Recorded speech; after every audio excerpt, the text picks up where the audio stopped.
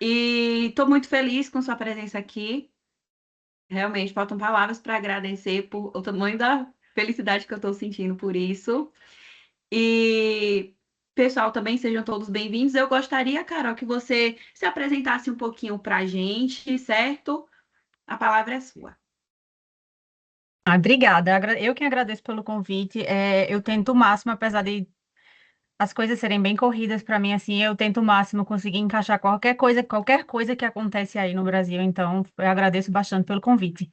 É, então, só brevemente, eu sou formada pela Universidade Federal Rural de Pernambuco em zootecnia, né? Fiz graduação e mestrado.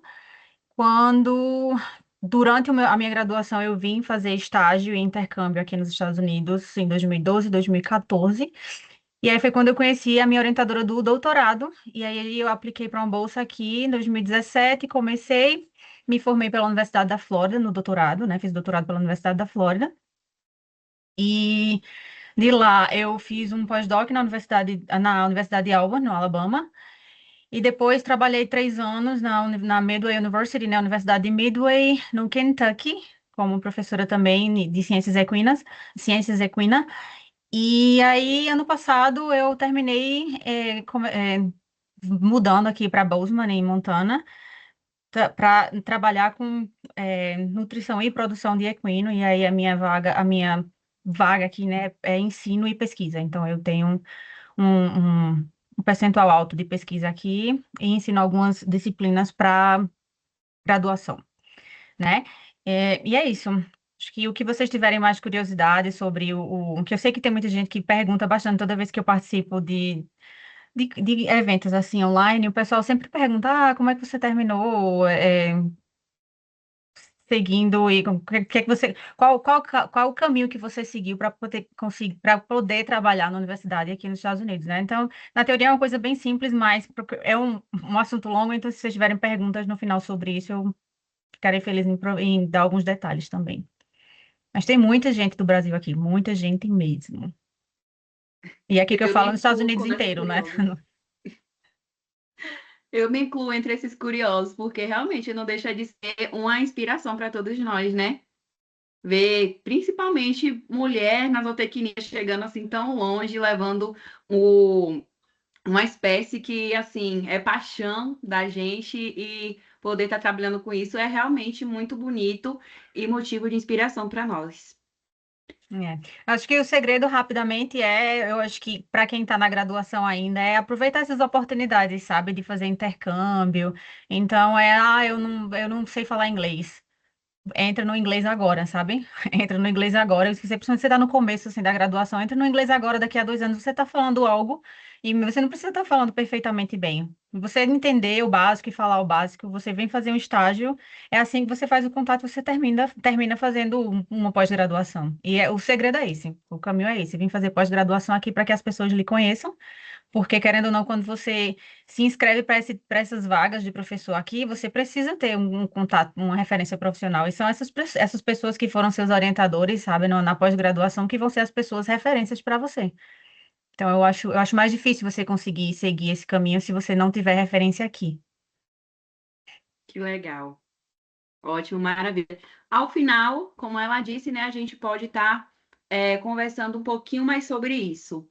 A gente já tem uma quantidade significativa para a gente poder estar conversando, né? E, por favor, fica à vontade, Carol. Eu vou estar desligando a minha câmera, meu áudio. Pessoal, quem tiver alguma dúvida, pode ir passando aí pelo chat. E, ao final, a gente vai estar apresentando essas dúvidas, tá certo? Eu vou ficar Tá. olhando um pouco para esse lado, que eu estou com dois Tranquilo, à monitores, vontade. tá?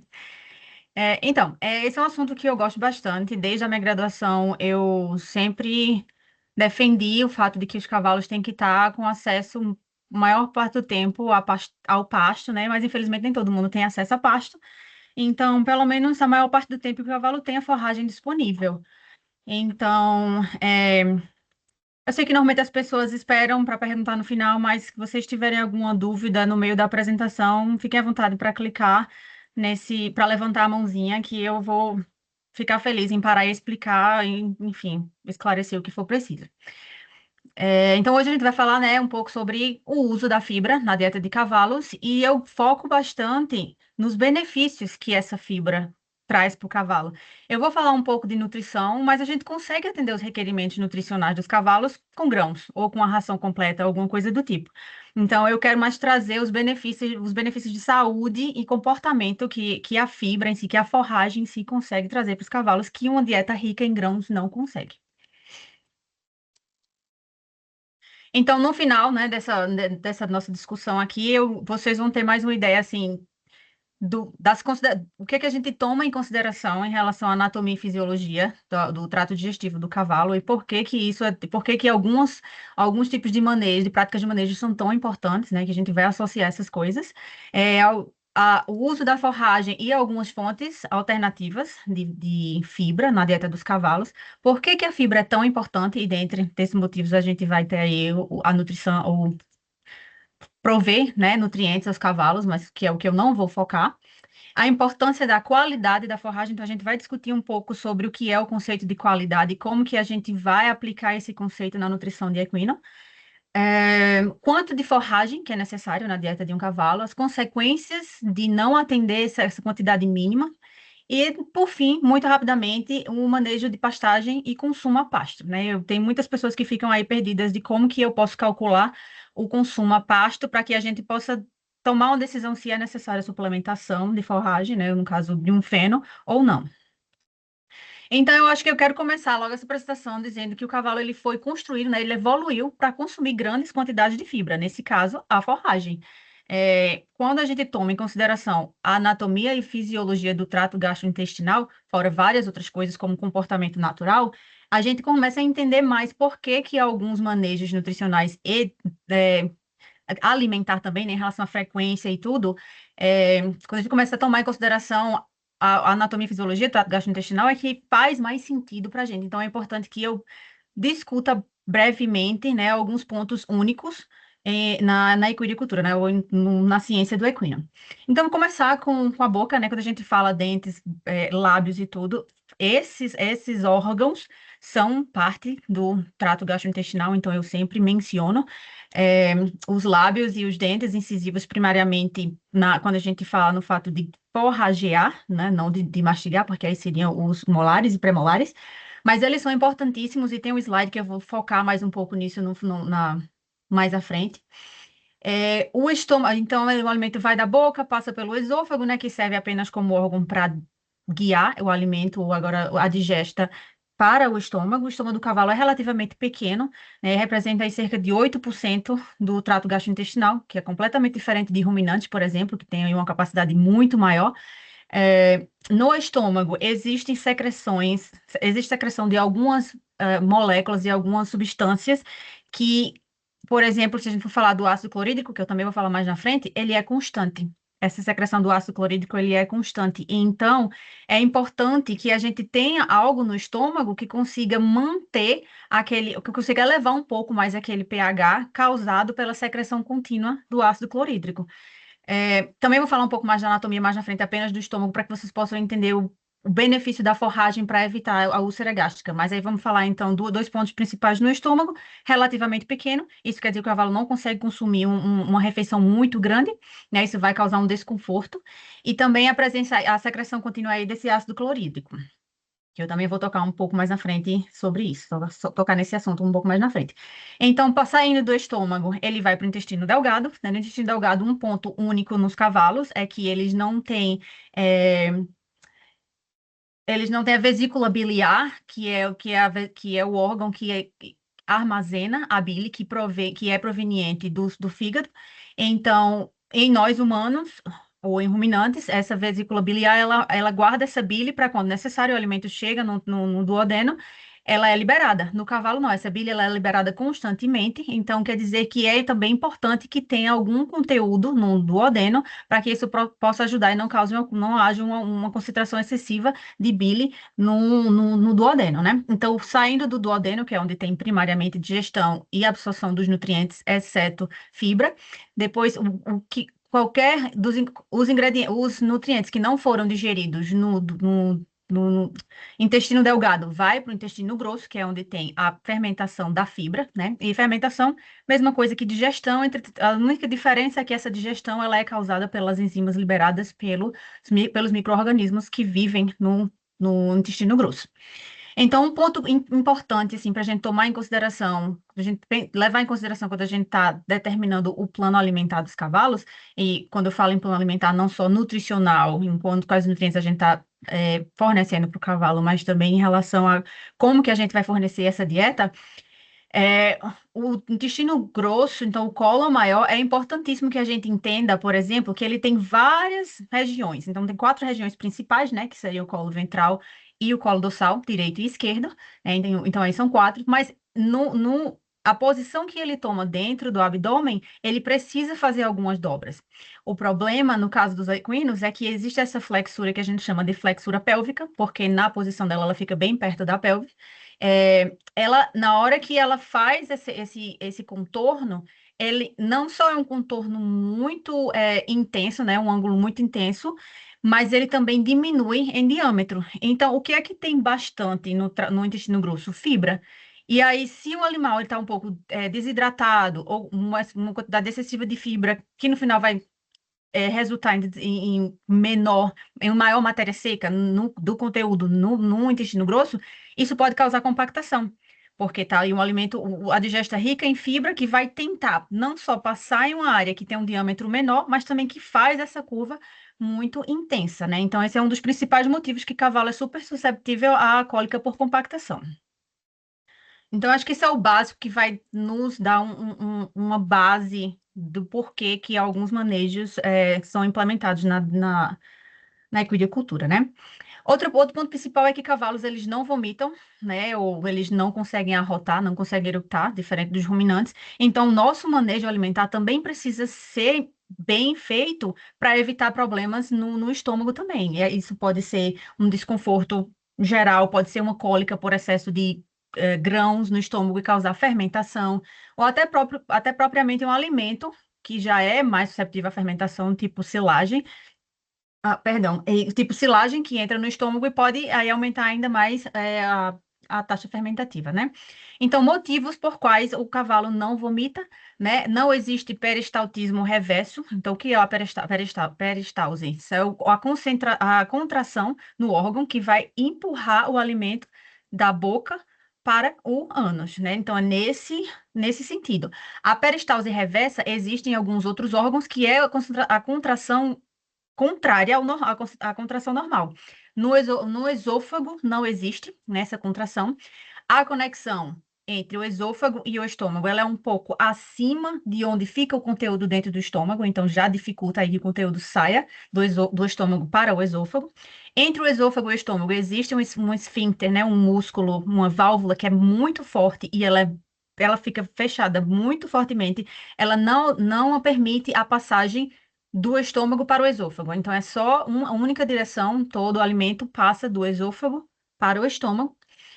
A localização do estômago dentro do abdômen, ela fica bem interna, assim, bem no meio do abdômen. Então, o que acontece? Quando nós precisamos vomitar, a gente contrai os músculos e o músculo empurra o estômago para cima. No cavalo, isso não acontece, porque ele está protegido pelas costelas e ele está bem distante dos músculos. Então, já não há aí o auxílio desses músculos para contrair o estômago, né? O cavalo não tem esse reflexo de vômito que a gente tem, né? De conseguir fazer com que o nosso corpo trabalhe junto para expulsar o conteúdo do estômago.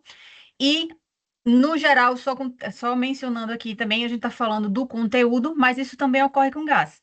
Então, se há um alimento que causa uma fermentação excessiva, essa fermentação excessiva vai produzir gases. E esses gases, eles não vão, como os ruminantes, por exemplo, o cavalo não vai conseguir arrotar o gás, então expelir o gás do estômago. Então, isso é importantíssimo também.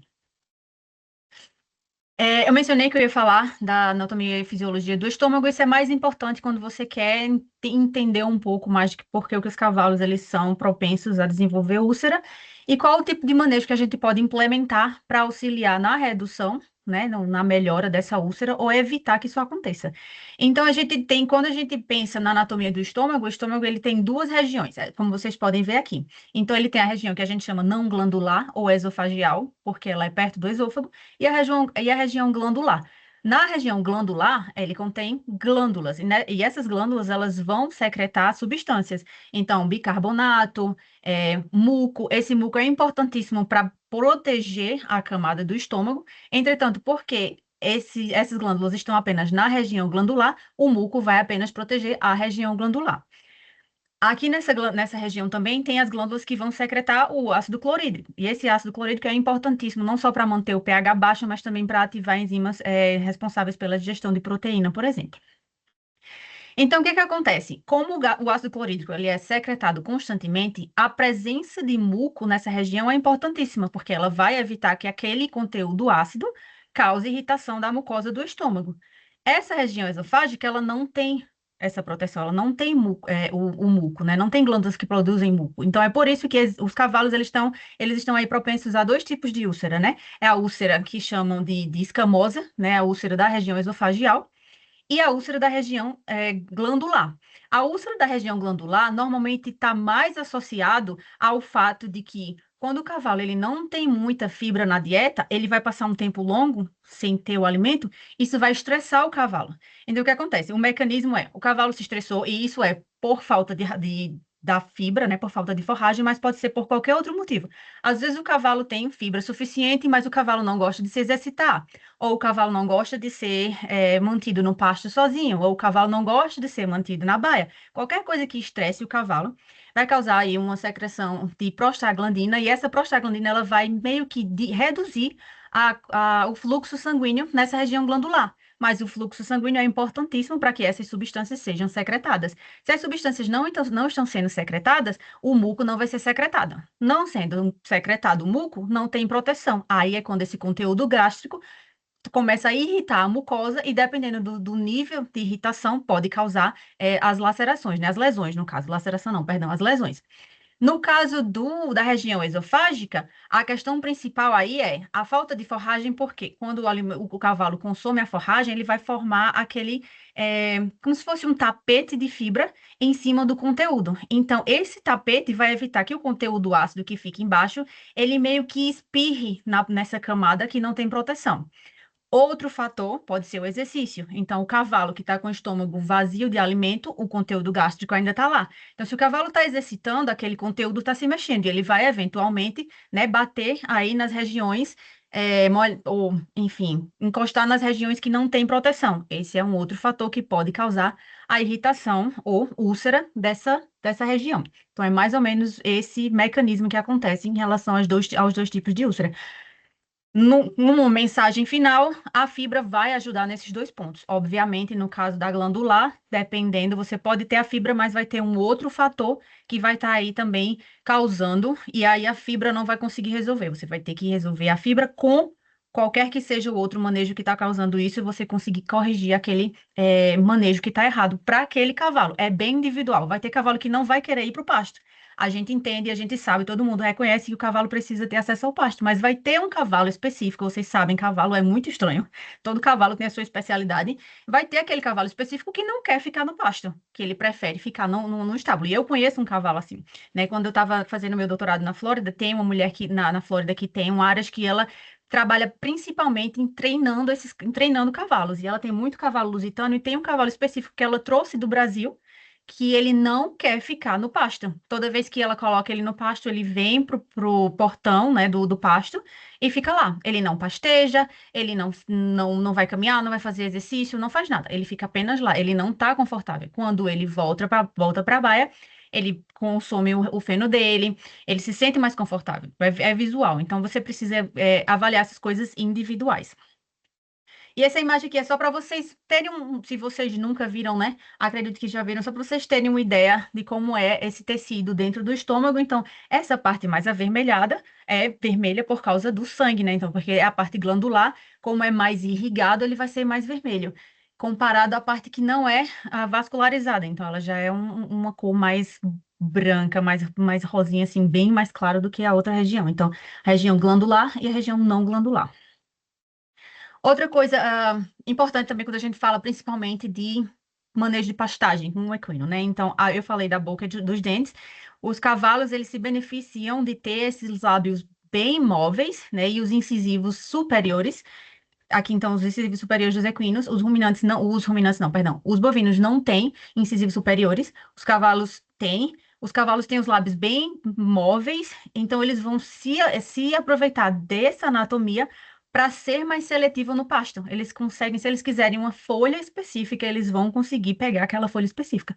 Com os bovinos é diferente, eles não têm o incisivo e os lábios não são móveis. Então, o que é que eles fazem? Eles se utilizam da língua, né, para conseguir pegar aquela forragem e puxar com a língua. Então, a capacidade seletiva é bem menor. Com os equinos, então, eles selecionam o que ele quer com os lábios e com os incisivos eles vão pegar aquela parte. Por causa dessa anatomia, né, os cavalos, eles conseguem pastejar mais rente ao solo. E eu tenho um vídeo que vai mostrar bem isso.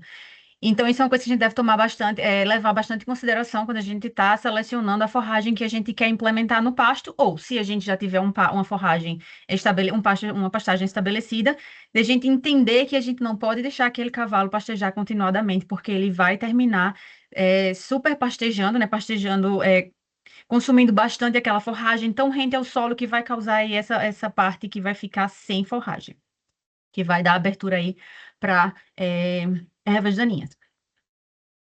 Então, esse vídeo aqui é só para vocês visualizarem o que os cavalos conseguem fazer. Esse cavalo foi, na verdade, é Kepo o nome dele, e a gente estava usando ele para o meu doutorado, o experimento do meu doutorado. Então, a gente estava avaliando três tipos de pastagem: uma gramínea sem fertilizante, uma com fertilizante e uma com menos fertilizante, e uma leguminosa.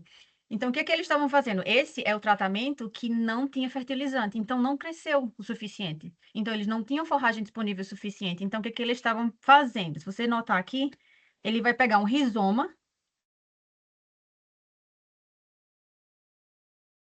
Ó, ele consegue pegar o rizoma que fica embaixo do nível do solo, porque nos rizomas é onde as plantas vão armazenar o carboidrato que as plantas produzem durante o processo de fotossíntese, né? Então, aí no caso dessas gramíneas, isso era uma gramínea é, de verão.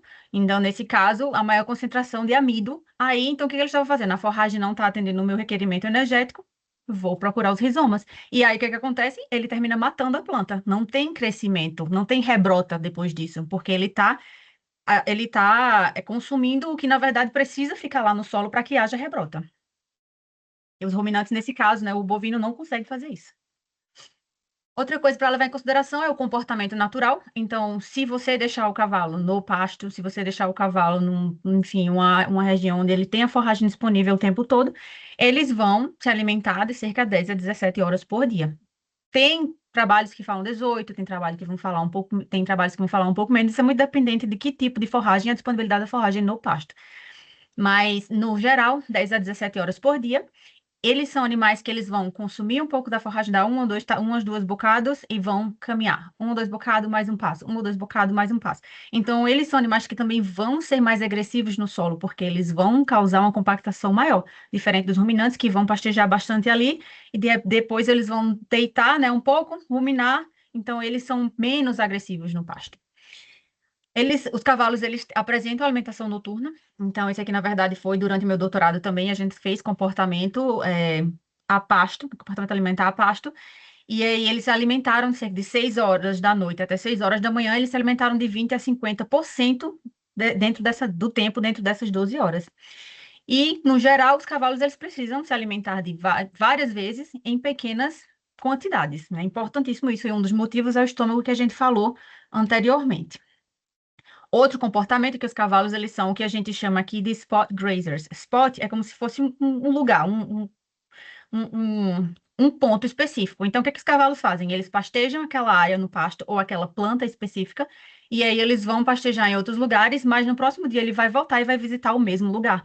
Por quê? Porque eles sabem, eles entendem que aquela rebrota tem um valor nutritivo melhor, porque tem menos fibra. Então, para eles é mais fácil de pastejar, mais fácil de retirar, é mais fácil de mastigar. Vocês vão ver que a lignina ela está diretamente ligada à taxa de mastigação. Então, a gente precisa entender isso também para tentar implementar um manejo com que a gente faça que eles pastejem mais homogeneamente, para que a gente não possa ter uma área muito grande. Os cavalos vão selecionar poucas áreas, outras áreas vão ser rejeitadas, e o que a gente tem que fazer, porque eles não vão voltar mais naquela área mais rejeitada, a não ser que acabe totalmente a parte que eles pastejaram, porque já foram bem agressivos, aí eles vão, se não tiver mais nada, eles vão voltar na parte que tem um valor nutritivo menor, bastante rico em fibra. Então, o que é que acontece? A gente tem que entrar no pasto com um maquinário e roçar o pasto. Isso não é eficiente. O ideal é que você consiga que o cavalo colete aquele material. Você não precisa gastar dinheiro com gasolina e maquinário para ter que cortar porque o cavalo não está consumindo. Se está acontecendo isso, é porque o manejo está impróprio. Isso é bem comum aqui nos Estados Unidos. Eu sei que no Brasil já é mais diferente, depois a gente tem forragens que não vão crescer tanto, então normalmente o problema é a falta de pastagem do que o excesso, né? Mas acontece. Então, quando a gente fala de, mudando de assunto um pouco, já entrando no que é a forragem em si, quando a gente fala da importância da fibra no cavalo, muitas das vezes a gente vai pensar em forragem, mas se você não tem uma forragem disponível, qualquer outro alimento que consiga fornecer fibra vai ajudar a amenizar aquela falta, né, aquela ausência da forragem em si na dieta do cavalo. Então, quando a gente fala em relação à fibra, a gente normalmente fala do alimento o volumoso. Aí, o volumoso, seu conceito é qualquer alimento que vai ter aí um percentual de fibra bruta de 18% ou mais. Então, a forragem está dentro desse grupo, dentro dos volumosos, mas se a forragem está indisponível, a gente tem alternativas. Dentro de algumas alternativas, né, algumas opções que a gente pode ter aqui, a gente vai ter a casca, a gente pode ter a casca de alguns grãos, né? A gente pode ter aí a polpa de beterraba, por exemplo, são alimentos que são ricos em fibra. Então, se o cavalo não tem a forragem disponível, a gente pode tentar implementar, né, adicionar essas alternativas para tentar ajudar com que aumente o teor de fibra na dieta desses cavalos. Então, por que que a fibra é importante, né? Vamos então entrar no ponto principal dessa discussão hoje. Por que que a fibra é importante? Obviamente, nutriente. Eu já falei, tipo, mas a gente pode atender ao requerimento nutricional em relação a nutriente com grãos também. Então, vamos entender aí qual é a principal importância da forragem. Então, energia, né? E a gente pensa, às vezes, energia em mais carboidratos solúveis e gordura. Mas se você parar para pensar que toda fibra que é digerida no intestino grosso, ela vai produzir, vai causar uma produção, né? Vai resultar na produção de ácidos graxos voláteis. E esses ácidos graxos voláteis vão ser utilizados na corrente sanguínea, vão ser convertidos na corrente sanguínea a glicose e a lipídio. Então, eventualmente, eles também vão fornecer energia. Então, é uma excelente fonte de energia. Eu acho que em algum momento eu menciono isso, mas os ácidos graxos voláteis produzidos no trato gastrointestinal, eles conseguem atender a cerca de 70 a 80% do requerimento de energia do equino em manutenção.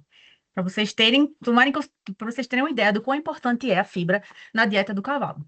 Fora a energia, que a gente vai falar um pouco mais sobre isso, também mantém a saúde e a motilidade do trato gastrointestinal. Fibra é importantíssimo para manter os órgãos, né, em motilidade, para que ele possa misturar o conteúdo gástrico, por exemplo, o suco gástrico, ou o conteúdo do seco e do cólon, com o material para que haja uma digestão mais eficiente. Melhora o comportamento e bem-estar por causa do comportamento natural que a gente mencionou já. Então, no geral, se todo mundo bem soubesse, o volumoso, nesse caso, se você não tem forragem, que você pode usar uma alternativa, deveria fazer aí, ou deveria representar aí, se não 100%, mas pelo menos a maioria da dieta do cavalo, da ração que você fornece ao cavalo. Então, só como uma visualização, o ideal é que seja forragem o máximo, né, a máxima representação da dieta, se não 100%. O que você precisa fazer é ver o quanto que essa forragem consegue atender, principalmente de energia, que normalmente é o nutriente mais limitante, e proteína. E aí, se essa forragem consegue atender esses dois, você não precisa dar um concentrado rico em energia ou rico em proteína para atender alguns minerais, vitaminas e aminoácidos, por exemplo. Vai com um outro aditivo, um outro suplemento que consiga atender apenas esses nutrientes, porque senão você vai estar alimentando, né, fornecendo esses nutrientes e energia em excesso, e o cavalo pode ter aí algumas desordens, pode virar obeso, né, pode ter o excesso de energia, pode desenvolver uma resistência à insulina, que a gente vai falar mais na frente também. Então, é bem importante que você consiga atender o nutriente sem excesso. A forragem não consegue atender, é a única que você tem disponível. Não consigo atender os requerimentos de energia do cavalo. Então, aí você vai e procura um concentrado que você fornecendo vai conseguir manter aí o nível que a dieta fornece, similar com o nível com a quantidade que o cavalo precisa. Tá faltando aminoácidos. Então, vai lá e entra com um suplemento, né? No caso aqui, esse laranja. Não precisa ser um concentrado, pode ser um suplemento que tenha apenas aqueles aminoácidos. Aí eu estou precisando de ácidos graxos livres. Procura um suplemento que possa fornecer isso, minerais, vitaminas. Então, vai específico, não precisa fornecer um concentrado que tenha alta concentração de alta quantidade de grão só para fornecer esses outros nutrientes que estão faltando. Então, rapidamente aqui eu já mencionei brevemente, mas voltando à questão de importante fonte de energia, né? Então, o cavalo consumiu a forragem. Obviamente, a fibra não vai ser digerida no estômago, nem no intestino delgado. A fibra vai passar para o intestino grosso. No intestino grosso, os micro-organismos vão liberar essas enzimas que vai causar a digestão, né, que a gente chama, então, nesse caso, digestão microbiana de fermentação. Dessa fermentação, esses ácidos graxos voláteis vão ser produzidos. Então, os principais, como em ruminantes, acetato, propionato, sorry, desculpe pelo propionato e butirato. Então, o acetato, quando absorvido, ele vai ser convertido a lipídio, né, a ácidos graxos voláteis, perdão, ácidos graxos livres, que são utilizados para energia. O propionato, quando absorvido, vai ser convertido em glicose, também utilizado para energia. O butirato, nesse caso, não fornece energia para o resto do corpo, mas os enterócitos, né, as células do intestino grosso, vão utilizar para os seus próprios requerimentos energéticos.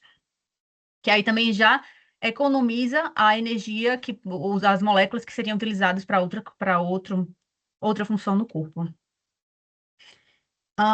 Como eu mencionei antes também, então, por exemplo, a glicose encontrada no sangue do cavalo, que tem uma dieta alta em forragem, cerca de 50 a 70% provém desse propionato da digestão, da fermentação no intestino grosso. Mas quando a gente pensa no geral de todo o requerimento, os ácidos graxos voláteis, eles podem atender aí cerca de 70 a 80% do requerimento nutricional. Esses 20% pode vir do amido, por exemplo, que a forragem também tem amido, ou enfim, dos açúcares digestíveis em água, em etanol, enfim, eles podem ajudar a chegar a 100% do requerimento nutricional, de energia, nesse caso. Isso é mais para eu tô falando em relação à manutenção, tá, gente? Se a gente tá falando de um cavalo de performance, ou enfim, um cavalo em crescimento, ou uma égua em lactação, aí já é uma outra história, porque acima, além do requerimento de manutenção, a gente vai adicionar esse requerimento para performance. Então, um conceito que a gente deve pensar bastante quando a gente está fazendo manejo alimentar em equino é a diferença entre uma performance máxima e uma performance ótima. Eu não quero que o meu potro, por exemplo, eu não quero fornecer bastante grãos para o meu potro, porque eu não quero que ele cresça rápido. Isso não é saudável, isso vai causar problemas, desordens de desenvolvimento. Se eu quero manter esse cavalo por um longo período, por anos, que esse cavalo venha a performar, né, venha a fazer um desempenho atlético excelente, eu tenho que pensar em um crescimento ótimo. Se eu colocar esse cavalo para crescer rápido, fornecendo bastante energia, mais do que o cavalo precisa, isso vai afetar o desenvolvimento desse cavalo e, consequentemente, no futuro, isso vai afetar o desenvolvimento atlético, ou, enfim, se é uma égua, um desenvolvimento reprodutivo, a performance reprodutiva, e até também reduzir o tempo de vida desse cavalo. Então, a gente tem que pensar isso. Eu quero que esse cavalo cresça saudável no tempo que é normal e natural para essa espécie, né? Diferente de ruminantes que a gente normalmente quer que aumente a produção, porque a gente quer que produza mais carne, quer que produza mais leite. Então, a partir de agora, a gente vai falar um pouco mais do efeito da fibra no cavalo. E aí, como eu mencionei, a gente vai falar um pouco de nutrição raramente, mas eu quero mais que vocês entendam o efeito mais em relação à saúde e o comportamento. O quão importante é ter uma dieta alta em fibra comparada a uma dieta alta em concentrado.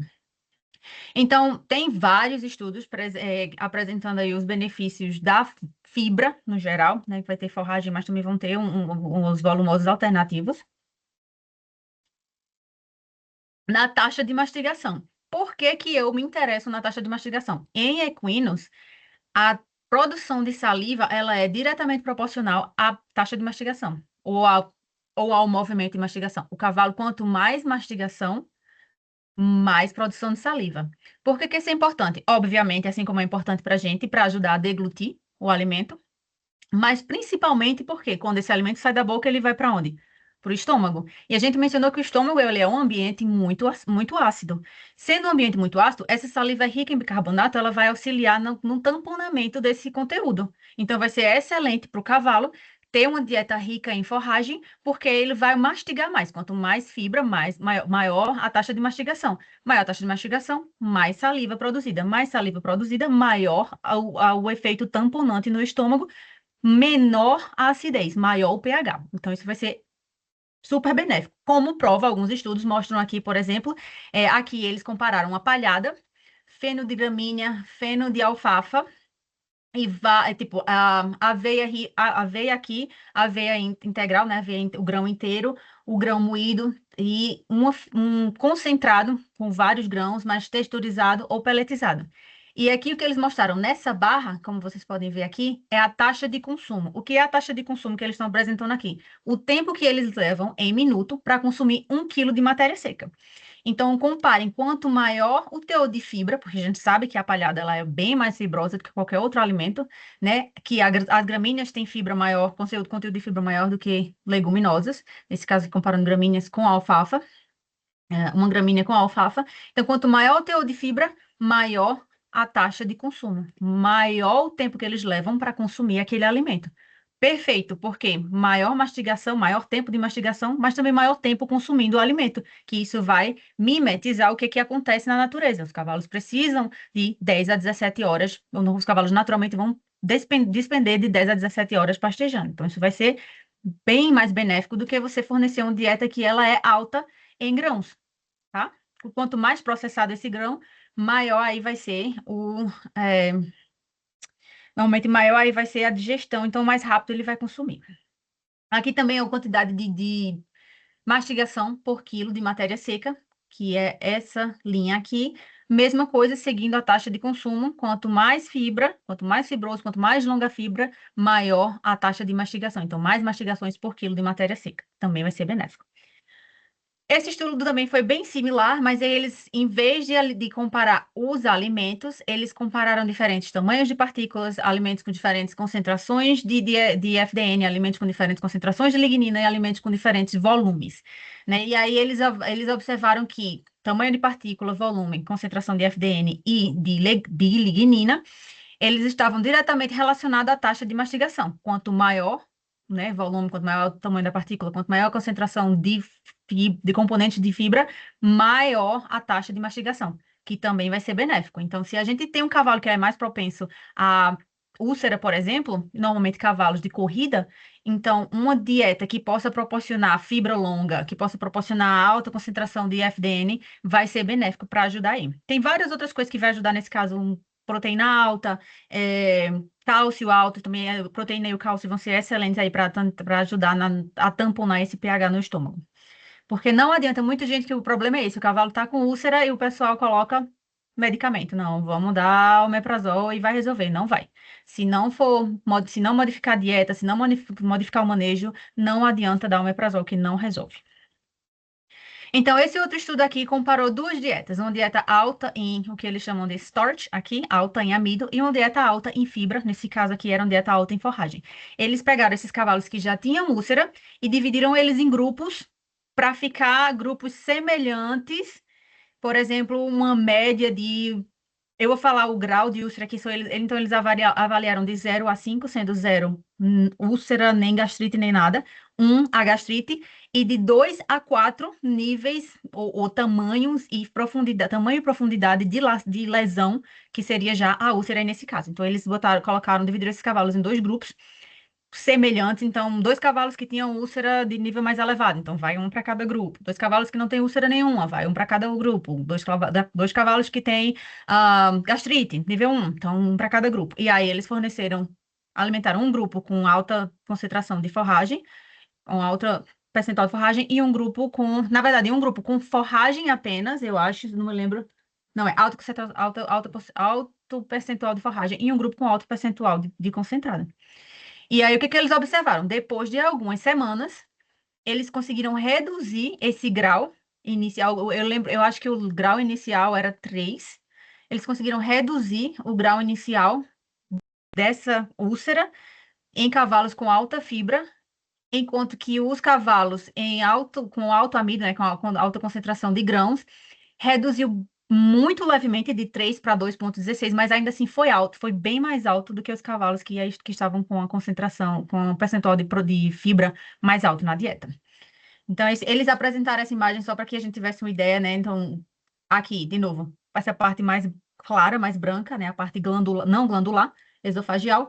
E aí, a parte glandular, eles mostrando aí algumas imagens, uma imagem com algumas lesões, né, que aí já seria a úlcera. Essa parte mais avermelhada, assim, tipo, irritação, já é mais, não chega a ser uma ferida, então já é mais a irritação, apenas a inflamação. Então, já seria só uma gastrite. Então, de novo, só para lembrar, isso é mais precisamente o que eles apresentaram lesões na porção glandular, né? E eles esse artigo é bem interessante porque eles discutem bastante o efeito não só da dieta, mas também o efeito do manejo em geral. Então, passando para o intestino grosso, né? Então, a gente falou do estômago, vamos falar do intestino grosso, porque eu quero que vocês entendam um pouco do benefício na fermentação. Porque depois a gente vai ver o que acontece no intestino grosso se a gente não atender esse nível de fibra e terminar fornecendo um pouco mais de amido do que deveria ser fornecido. Então, no intestino grosso, quanto mais fibra, maior vai ser a diversidade e maior vai ser a estabilidade dessa população microbiana, que é o que a gente quer. Quanto mais diverso, quanto mais estável, melhor a fermentação de fibra, mais eficiente a utilização dessa fibra, mais nutrientes e mais energia a gente consegue fornecer. Então, no cavalo, o ambiente ideal no intestino grosso é que seja um pH neutro ou levemente ácido. O pH, então, aí cerca de 6 a 6,8. Aqui é só uma representação do que acontece. Então, quando a gente tem um pH aí de cerca de 6 a 7, entre 6 e 7, esse ambiente ele vai ser mais propício para ter uma maior concentração ou um maior número de micro-organismos que são o que a gente chama de fibrolíticos, né? Ou celulolíticos. Enfim, são os alimentos responsáveis pela fermentação da fibra. A partir do momento que a gente começa a fornecer concentrado, esse substrato vai ser digerido mais rapidamente, isso vai causar o quê? Uma taxa de produção de ácidos graxos e lactato maior. Então, isso vai causar o quê? Se eles são ácidos, ele vai causar uma queda no pH. Causando uma queda no pH, então, digamos que a gente está caindo abaixo de 6, isso vai ser um ambiente mais favorável para os micro-organismos amilolíticos, que são os organismos que vão digerir o amido. Nesse caso, aí vai facilitar ainda mais a produção de lactato. Quanto maior a produção de lactato, mais ácido o ambiente fica, maior, então aí vai ser meio que um ciclo, facilitando ainda mais aí a produção de lactato, causando aí a morte, né, dos micro-organismos que seriam benéficos, no caso aí os fibrolíticos. Isso pode causar uma acidose, isso pode causar cólica, isso vai definitivamente reduzir a taxa de digestão, ou a eficiência de digestão da fibra, que é o que a gente não quer, né? É, se a gente fornece, então, alta dietas em grão, se a gente não souber fazer porque só deixando um ponto claro aqui, vão existir classes de categorias de equinos que a gente vai precisar fornecer grão. Não adianta ser hipócrita e dizer que todos os cavalos deveriam ser mantidos a pasto com forragem apenas, porque não é o caso. Tem categoria de cavalo que a gente não vai conseguir atender esse requerimento com forragem apenas. Então, para aqueles cavalos que precisam de concentrado, a gente precisa não só fornecer o concentrado, porque é necessário, mas também precisa implementar alguns manejos que a gente vai garantir que isso não vai sobrecarregar o intestino grosso. E eu vou nos próximos slides explicar a vocês o que é que eu estou querendo dizer com isso. Então, esse estudo aqui, muito rapidamente, mostrou só o efeito de dieta alta em forragem ou dieta alta em concentrado e como que isso afeta a representatividade da população de certos micro-organismos no intestino grosso. Então, aqui, por exemplo, a representação das bactérias fibrolíticas em dieta alta em forragem, na verdade, não é alta em forragem, esse estudo é forragem apenas, sem grão nenhum. A população, o percentual, né, no caso, o tamanho da população dessas fibrolíticas foi bem maior em comparação àqueles cavalos que tinham dieta maior, ou com uma dieta com concentração maior de grãos, né, que foi mais baixa. E a gente quer que tenha mais dessas fibrolíticas. Tanto porque vai auxiliar na saúde do trato gastrointestinal, porque vai manter esses micro-organismos vivos, vai produzir levemente mais ácidos graxos voláteis, isso vai ajudar a maior energia também, fazer os micro-organismos naquele ambiente ficarem mais felizes. Se a gente fala bastante aqui nos Estados Unidos, que o termo que a gente usa, make the microbe happy. Né? Então, fazer com que eles sejam felizes. É entregar a eles o que eles precisam. E aí, quando eles avaliaram as bactérias amilolíticas em dietas com alta concentração de concentrado, com alta proporção de concentrado, essas amilolíticas eram em maior concentração, que é indesejado, porque isso vai resultar em uma acidose, ou pode resultar em uma acidose. Mas com certeza vai reduzir a eficiência de digestão da fibra, de fermentação da fibra. Agora eu vou. Aqui é mais. Apesar de eu estar falando bastante em grãos, vocês vão entender a importância de ter uma dieta com baixo grão e mais forragem, nesse caso.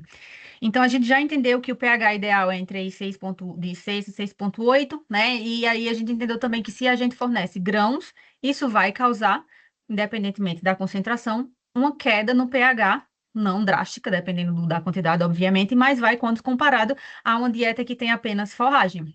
Então, esse estudo que eles fizeram, eles forneceram aos cavalos, né, dividiram os cavalos em grupos, obviamente, e forneceram aos cavalos diferentes concentrações, diferentes níveis, nesse caso era grama de amido para cada 100 quilos de peso vivo do cavalo, numa refeição. Então, eles fizeram de 100 gramas de amido para cada 100 quilogramas de peso vivo do cavalo, 150, 200, 250, 300, 350 e 400. Então, o que que eles observaram? Eles estavam avaliando os níveis de suplementação, né, o nível de amido na dieta, comparado à concentração, ao nível de digestão pré-secal, ou seja, o quanto daquele amido era digerido antes de chegar no seco, ou seja, no intestino delgado. Se a gente quer evitar que esse amido chegue no intestino grosso, a gente quer que tenha uma maior concentração. Perdão. A gente quer que tenha uma maior concentração, uma maior digestão no intestino delgado, não é isso? Então, o que eles mostraram, à medida que vai aumentando a concentração do amido, vai aumentando essa digestão. Mas quando chega entre 350 a 400 gramas por quilograma de peso vivo, a partir daí, essa digestão começa a cair. E se você está fornecendo mais e essa digestão começa a cair antes do seco, o que não foi digerido ali no delgado vai atingir o seco. E aí vai fazer o quê? Sobrecarregar o seco. Esses micro-organismos vão digerir mais rapidamente, porque é um substrato mais digestível, vai causar um excesso na produção de lactato e vai, nesse caso aí, causar uma acidose. Então, a recomendação desse estudo, baseado na digestão do amido, também é nessa outra avaliação que eles fizeram. Vamos ver, à medida que a gente vai aumentando esse amido, o quanto que a gente tem digerido de amido na porção terminal do íleo, que já é a última porção de intestino delgado, que a partir daí já entra no intestino grosso, no seco. Então, o que eles observaram foi, à medida que eles vão aumentando esse amido, eles tiveram uma diminuição do amido digerido pré-secalmente, ou seja, maior concentração de amido ali naquela porção terminal do íleo. Se tem uma maior concentração, maior quantidade de amido vai chegar no intestino grosso, e a gente não quer isso. Então, baseado nesse estudo que aconteceu, o que eles concluíram foi, para evitar que você cause uma acidose, que aquele amido chegue ao intestino grosso e cause uma fermentação excessiva, você, por refeição, deve fornecer de 3,5 a 4 gramas de amido para cada quilo de peso vivo por refeição. Para você ter uma ideia de quanto seria. Então, nesse caso aqui, 3,5, vou fazer rapidamente.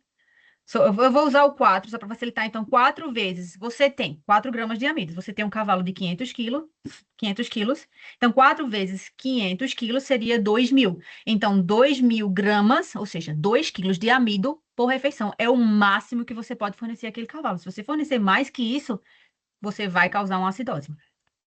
Um outro trabalho avaliou, foi bem parecido, só que aí eles, em vez de utilizarem um ingrediente apenas, eles utilizaram vários ingredientes. E o que eles em, em, em um termo mais simples, o que eles mostraram aqui é que, dependendo da fonte de amido, alguns vão ser menos ou mais digestíveis. Então, a gente tem que ter bastante cuidado, porque o que eles mostraram foi, eles avaliaram o nível 1, 2 e 3 gramas de amido por quilo de peso vivo, avaliando a aveia e o milho como a fonte de amido.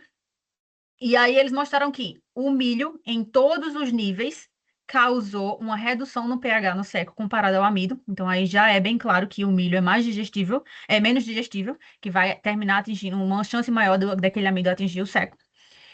Mas quando chegou no nível 3, o amido continuou não afetando o pH secal, enquanto que o milho causou uma redução abaixo daquele 6, que é o que a gente não quer. Abaixo de 6 vai causar um ambiente mais favorável para os micro-organismos amilolíticos e também para aquelas bactérias que produzem o lactato e vai causar uma acidose. Então, a conclusão é, dependendo da fonte, pode ser 2 e não 3,5 ou 4, como foi sugerido no estudo anterior. Então, o que eles disseram é, por via das dúvidas, mantenha o 2% como uma regra básica, os 2% não, perdão, os 2 gramas. Então, a mesma coisa se você tem 2 gramas e o cavalo tem 500 quilos, então vai ser aí 1.000 gramas de amido por refeição, então 1 quilo de amido por refeição. Isso é uma conta básica. Outra coisa que também a gente deve tomar em consideração é o índice glicêmico dos alimentos, né? Só uma coisa para mencionar aqui, para evitar tudo isso, dieta alta em grão, em forragem é o ideal. Se você precisar realmente fornecer bastante, uma quantidade elevada de grãos, aumenta aí a frequência. Se você vai fornecer 2 vezes e ainda com essas 2 vezes você está fornecendo mais amido do que deveria, fornece 3 vezes. Vai ser mais seguro. Mudando um pouco de assunto para a gente entender a resposta do ingrediente, né? E nesse caso aí a gente consegue agora avaliar o efeito da forragem em si nas respostas glicêmicas e na glicêmica e insulinêmica. Por que que a gente está interessado nisso? Porque níveis elevados de insulina, de glicose e insulina não é ideal. Uma insulina elevada, ela pode causar vários problemas ao cavalo, né? Porque é, ela pode muito elevada, ela pode entrar num ciclo que vai causar com que entrar no ciclo que vai causar com que o cavalo ele se torne insensível à insulina, o que vai dizer, a sensibilidade àquela insulina está baixa, então o corpo vai ter que produzir bem mais insulina. Isso vai entrar naquele ciclo. Já vai ser um problema para ele. O que é que a insulina faz?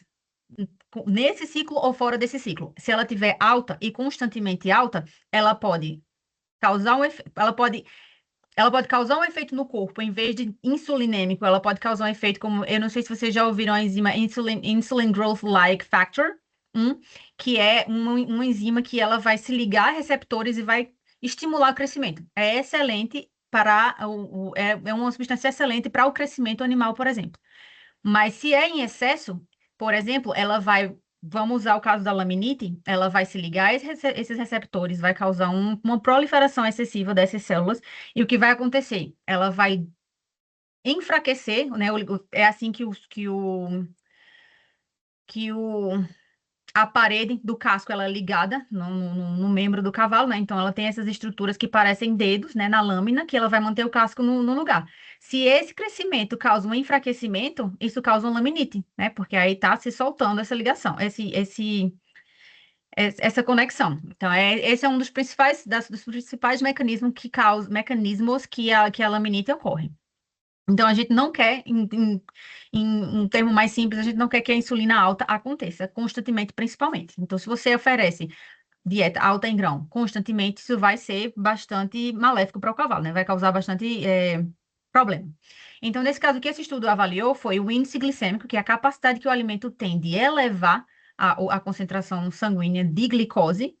Por que que eles usam o índice glicêmico? Porque é bem mais barato do que usar o índice insulinêmico, por exemplo. Analisar a insulina é bem mais caro, né? Então a gente vai com o índice glicêmico, porque aí normalmente a glicose ela está associada. Quanto maior a glicose, maior vai ser a insulina. Normalmente, se o cavalo não tem problemas metabólicos. Porque nesse caso pode ser, por exemplo, alta insulina, se o cavalo tem problemas metabólicos, tem essa insulina desregulada, pode ocorrer do nível de glicose estar baixo, mas a insulina ainda assim está alta. Então, o que que eles avaliaram? O nível de glicêmico, imediatamente após, algumas horas após, cerca de 5 horas após que o animal consumiu o alimento, como é que estava a concentração de insulina? Depois que os animais consumiram esses alimentos aqui, né? Nesse estudo, todas as dietas, elas forneceram a mesma quantidade de energia, né? Elas eram isoenergéticas, 4 megacalorias naquela refeição.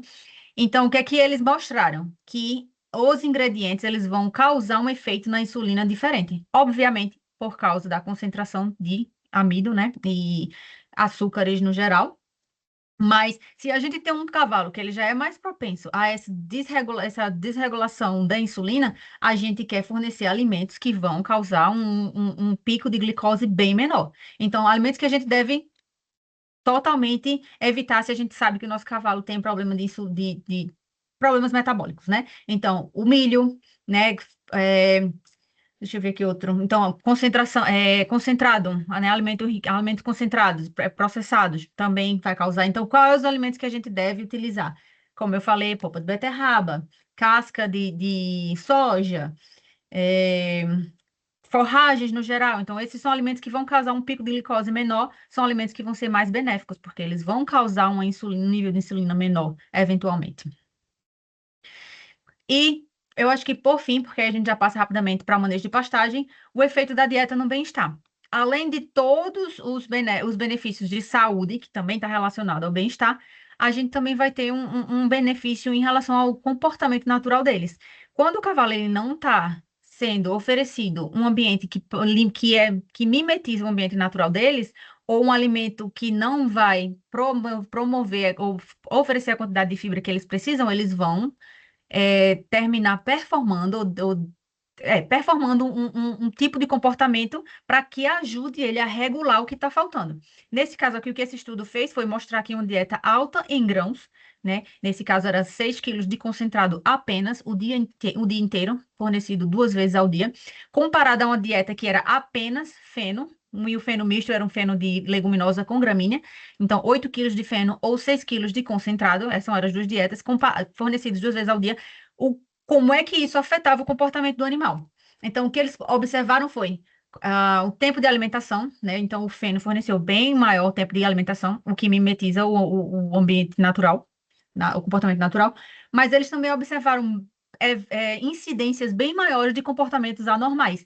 Por exemplo, mastigar a madeira, né? Ficar mastigando, ou enfim, ou a cerca, ou alguma coisa no estábulo. E a coprofagia, que é o ato de consumir as fezes. Por que que o cavalo faz coprofagia? Normalmente é a falta de fibra na dieta. Normalmente, pode ter vários outros motivos. Mas normalmente é falta de fibra na dieta. Se a fibra está baixa, o que é que é? Qual o componente nutricional maior, com maior concentração nas fezes? A fibra, né? Porque é o que é menos digestível. Então, nesse caso, eles vão encontrar algum meio de tentar atender esses requerimentos que a gente não está conseguindo atender ou não está conseguindo manter com o nosso manejo nutricional. Então, rapidamente, quando a gente pensa, tá, já entendemos todos os benefícios, então o que é que eu preciso, como é que eu posso planejar essa dieta do meu cavalo, né? Esse manejo alimentar. Então, o consumo ideal de forragem, de acordo com o NRC, é de 1 a 2% do peso vivo. Então, se você tem um cavalo aí de cerca de 500 quilogramas, você vai dar cerca de 2% do peso vivo, cerca de 10 quilos de matéria seca por dia. Né? A gente tem que levar em consideração a umidade, né? A matéria seca do ingrediente também. Obviamente, se você está fornecendo uma forragem fresca, se você vai colher o capim-elefante e fornecer no coxo, você vai ter que fornecer bem mais do que um feno, por exemplo, que o feno ele já tem uma concentração de matéria seca bem maior, que é de 85% a 90%, enquanto que um capim em si vai 30%, 40% no máximo, dependendo do capim. Então, tem que levar em consideração também essa concentração de água também, porque a água não tem os outros nutrientes, tem apenas água. A gente não tem na literatura um estudo que prove o mínimo de forragem o mínimo de fibra, perdão, que os cavalos precisam, apesar da gente entender a importância e reconhecer a importância, não existe ainda um estudo que mostre o mínimo de FDN, por exemplo. Mas vários estudos mostraram que um nível mínimo de forragem na dieta deveria ser 1,25, então não mais 1% do peso vivo, como o NRC recomenda. O NRC recomenda um consumo geral, independentemente de se é rico em forragem ou rico em grãos, de 1 a 2%. Hoje em dia já se sabe que 1,25% de forragem é o mínimo que o cavalo deve consumir para garantir uma saúde do trato gastrointestinal e um bem-estar geral, levando em consideração o comportamento natural deles também. É, podemos. O porquê devemos primeiro colocar o capim para depois sim fornecer a ração para um cavalo? Essa pergunta é muito boa. Só a pergunta aqui é por que que a gente deve fornecer primeiro o capim para depois fornecer o grão? Essa pergunta é excelente. Normalmente não. A forragem em si, na primeira porção do trato gastrointestinal, a taxa de passagem dela é bem maior do que o grão. Então, quando você fornece o grão primeiro e imediatamente a forragem, o que é que vai acontecer? A forragem, do cavalo manter o grão no estômago e no intestino delgado pelo tempo necessário para que possa digerir os nutrientes e absorver, o que é que vai acontecer? A forragem vai sair empurrando tudo para o seco e para o cólon. E aí, dois pontos negativos. Menor, não, redução da digestão dos nutrientes no geral, que seria no estômago e no intestino delgado, principalmente no intestino delgado, né? No estômago, principalmente, proteína. E o excesso daquele grão no seco, que a gente acabou de ver que não é recomendado. Então, por isso, o recomendado é dar a forragem primeiro e depois o grão, porque aí o grão, a forragem vai lá se apressar na porção anterior do trato gastrointestinal, chegar no estômago, no intestino grosso, sem problema. O grão vai depois seguir o caminho dele, permanecer o tempo necessário para a digestão no estômago das proteínas e no intestino do resto das proteínas. Na verdade, a digestão de proteínas é bem baixa no estômago, apesar de ser representativa, mas e também tomar o seu tempo, levar o seu tempo tranquilamente no intestino grosso, no intestino delgado, perdão, para ser digerido também, sem nenhum problema. São perguntas excelentes. E faz super sentido o que a gente está discutindo aqui. É, falando de requerimentos nutricionais, muito rapidamente, eu vou falar muito rapidamente primeiro, porque já é 5 e 4, quer dizer, para mim já é 5 e 4, já é 8 e 4 para vocês. Mas eu queria muito, eu não sei se vocês têm conhecimento dessa ferramenta, mas eu queria muito falar dessa ferramenta porque eu acho ela importantíssima e super fácil. E tem gente que tem dificuldade de estimar os requerimentos dos cavalos. Então, se você está com seu celular aí, você pode usar esse QR Code aqui para vocês irem direto para esse link aqui. Mas essa página do NRC, que a gente chama de calculadora dos requerimentos nutricionais de equino. E aqui eu vou entrar rapidão, só para vocês verem. Deixa eu levar minha página aqui. Ups, deixa eu ver. Então, essa página, você vai clicar em especificação do animal, e você vai escolher a sua classe, a sua categoria de animal, você vai escolher o nível de produção, e ele vai diretamente lhe informar o requerimento dos animais. Então, é bem mais fácil do que você ir lá no livro do NRC, tentar estimar, ou dar um Google, vai aqui e já coloca todas as informações necessárias. Então, digamos que o cavalo ele tem 500 quilos de peso vivo, eu quero um consumo de 2,25, porque é um cavalo que é difícil de ganhar peso, então eu quero dar a maior quantidade de alimento, ou se é um cavalo difícil de comer, aí então você já bota um menor percentual, porque aí ele já vai lhe dar uma dieta com concentração maior, né, dos nutrientes e energia. E aí, sei lá, uma égua em lactação no sexto mês, e ele vai lhe dar na verdade, aqui ele vai lhe dar o requerimento, nessa primeira linha, e aqui ele já lhe dá, se você for atender aquela quantidade que você quer, então 1,75 do peso vivo, vão ser 8,75 quilos de matéria seca, e a concentração que esse ingrediente ou essa dieta final precisa. Então, esse é uma ferramenta muito legal e eu acredito que todos vocês têm acesso de graça, assim. Então, eu super recomendo utilizar. Então, utilizando essa ferramenta ou não, né, só apresentando aqui rapidamente os requerimentos nutricionais, eu queria chamar só a atenção a vocês, porque o problema na nutrição de equinos é que o pessoal sempre quer alimentar, que sempre quer oferecer uma dieta que tem bem mais proteína do que o necessário, que tenha mais energia do que o necessário. Aí eu preciso alimentar grãos, eu preciso oferecer grãos, porque senão meu cavalo é, não ganha peso. Ou, eu tenho medo do meu cavalo não ganhar peso. O que vai acontecer? O cavalo vai consumir o grão e vai reduzir o consumo de forragem. E o que está acontecendo? Você está gastando dinheiro com o grão, enquanto que a forragem é um alimento bem mais barato. E a gente vai falar sobre isso já já. Então, eu quero só chamar a atenção de vocês. Aqui vocês têm a taxa de consumo, né, o percentual do peso vivo que você pode planejar, isso aqui é de acordo com o NRC. O consumo baseado em animal, com 500 quilos de peso vivo, peso adulto. Aqui é o consumo de energia, aqui é a concentração total, a quantidade total de energia digestiva que o animal precisa. É, a quantidade total de proteína bruta. E aqui eu fiz só uma conversão rapidamente. Se o cavalo precisa consumir 10 quilos de matéria seca por dia, quanto seria a densidade de energia e a concentração de proteína?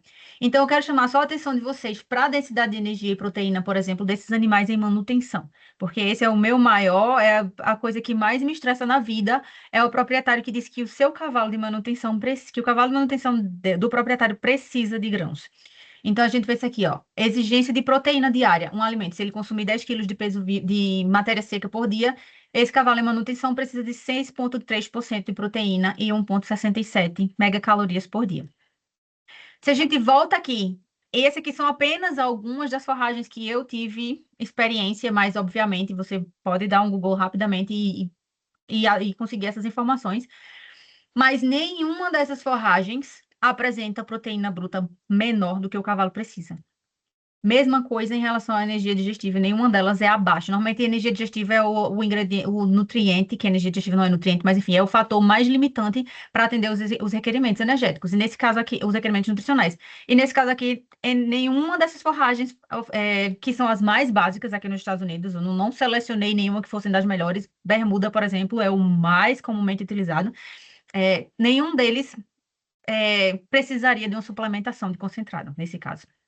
Então, é importantíssimo que a gente coloque, se vocês são estudantes ou profissionais, que coloquem na cabeça do proprietário que uma análise do feno ou da forragem vai economizar bastante dinheiro, porque você vai conseguir provar que aquela forragem apenas, ou que aquele feno apenas, que aquele pasto apenas, ou que aquele feno apenas é capaz de atender os requerimentos nutricionais desse cavalo. Obviamente, dependendo, minerais ou vitaminas, você precisa entrar com um suplemento específico, mas não necessariamente em um concentrado que seja rico em grãos, que tenha alta energia, que tenha alta proteína. Muitas das vezes você está apenas gastando dinheiro, porque o cavalo vai estar atendendo a energia, os requerimentos energéticos e proteicos, e vai reduzir o consumo de pasto. E aí vai gastar dinheiro. Então, normalmente, aí eu quero agora entrar nessa parte de qualidade de forragem. Eu não sei se vocês já tiveram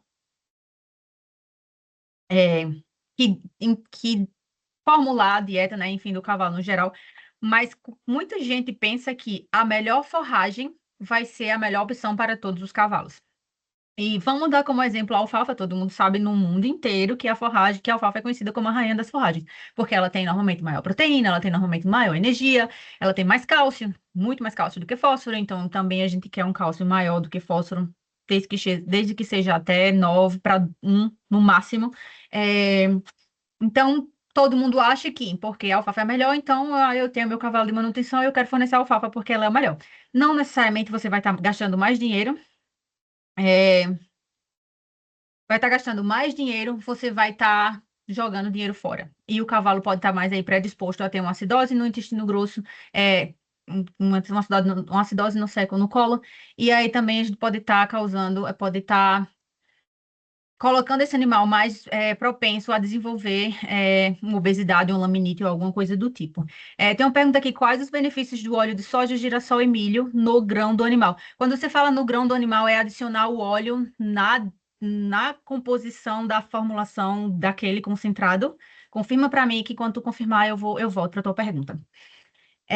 Então, no geral, o que é a qualidade da forragem? Quando a gente fala em valor nutritivo, vai ser sempre aquela. Quanto maior a concentração de energia, quanto maior a concentração de proteína, maior vai ser o valor nutritivo. Mas quando a gente está falando de qualidade da forragem, a forragem de melhor qualidade vai ser aquela que consegue match, né, que consegue atender mais perfeitamente o requerimento daquela classe de cavalo, daquela categoria de cavalo que eu estou tentando fazer um plano nutricional. Ou seja, um cavalo de manutenção, o capim bermuda, nesse caso, seria a forragem de melhor qualidade, porque ela é aquela que se aproxima mais do requerimento daquele animal. No caso do animal de manutenção, a alfafa não vai ser de melhor qualidade. Ela vai fornecer muita energia, ela vai fornecer muita proteína. Normalmente, proteína não é um problema enorme para cavalo, porque ele consegue processar bem esse excesso de aminoácidos e vai, desde que o cavalo tenha acesso à água de qualidade, né? E vai liberar aí como ureia na urina. A não ser que o cavalo tenha problemas renais. Aí você definitivamente deve evitar uma dieta alta em proteína. Mas, no geral, não é um problema, mas é um gasto desnecessário. Então, a pergunta aqui, então, qual é o efeito, né, do óleo de soja, girassol e óleo de milho na formulação da ração, na formulação do concentrado? O ponto principal é ácidos graxos livres né, que são provenientes da digestão do óleo, né, do lipídio no geral, eles são também fontes de energia. E eles são fontes de energia que são mais eficientes em fornecer energia. Então, quando a gente tem animais que precisa de que tem uma energia muito elevada, auxiliar ou implementar o óleo naquela dieta vai ajudar a gente a atender aquele requerimento energético com bem menos amido. A gente já viu aí todos os malefícios de uma dieta alta em amido. Então, se a gente pode reduzir, perfeito para a saúde do cavalo. E um meio de conseguir fazer isso é diminuindo o grão, diminuindo o amido e aumentando o óleo. Esse é um dos principais motivos que se faz isso, né? Vários outros motivos existem, por exemplo, alguns determinados ácidos graxos, tipo ômega 3 e ômega 3, uma concentração de ômega 3. Então, vão ter alguns óleos que vão fornecer esses ômega 3 também, né? Que são anti-inflamatórios.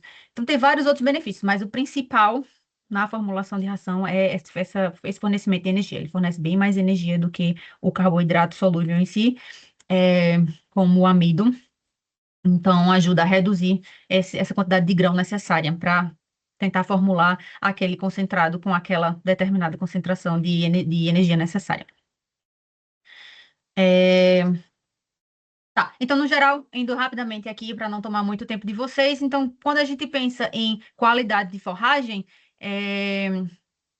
o que que a gente quer fazer? A gente quer atender precisamente aquele requerimento nutricional. Então, se a gente tem cavalos, que são cavalos com requerimentos nutricionais altos, a gente pode sim pegar uma forragem com valor nutritivo. Essa vai ser a melhor qualidade de forragem que você pode utilizar.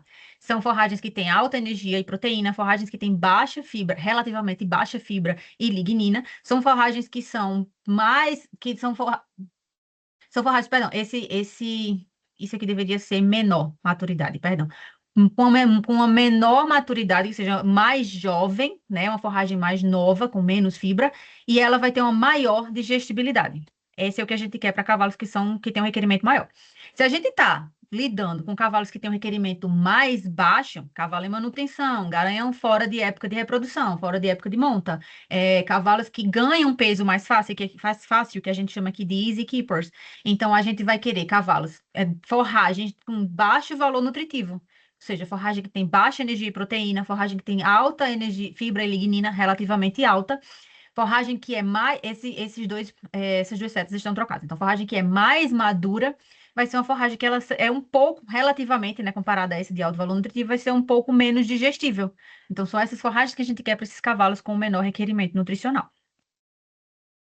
Então, esse é o que a gente fala em relação à qualidade de forragem. Não é a que tem o maior valor nutritivo, e sim aquela que consegue melhor atender os requerimentos daquela categoria específica de cavalo.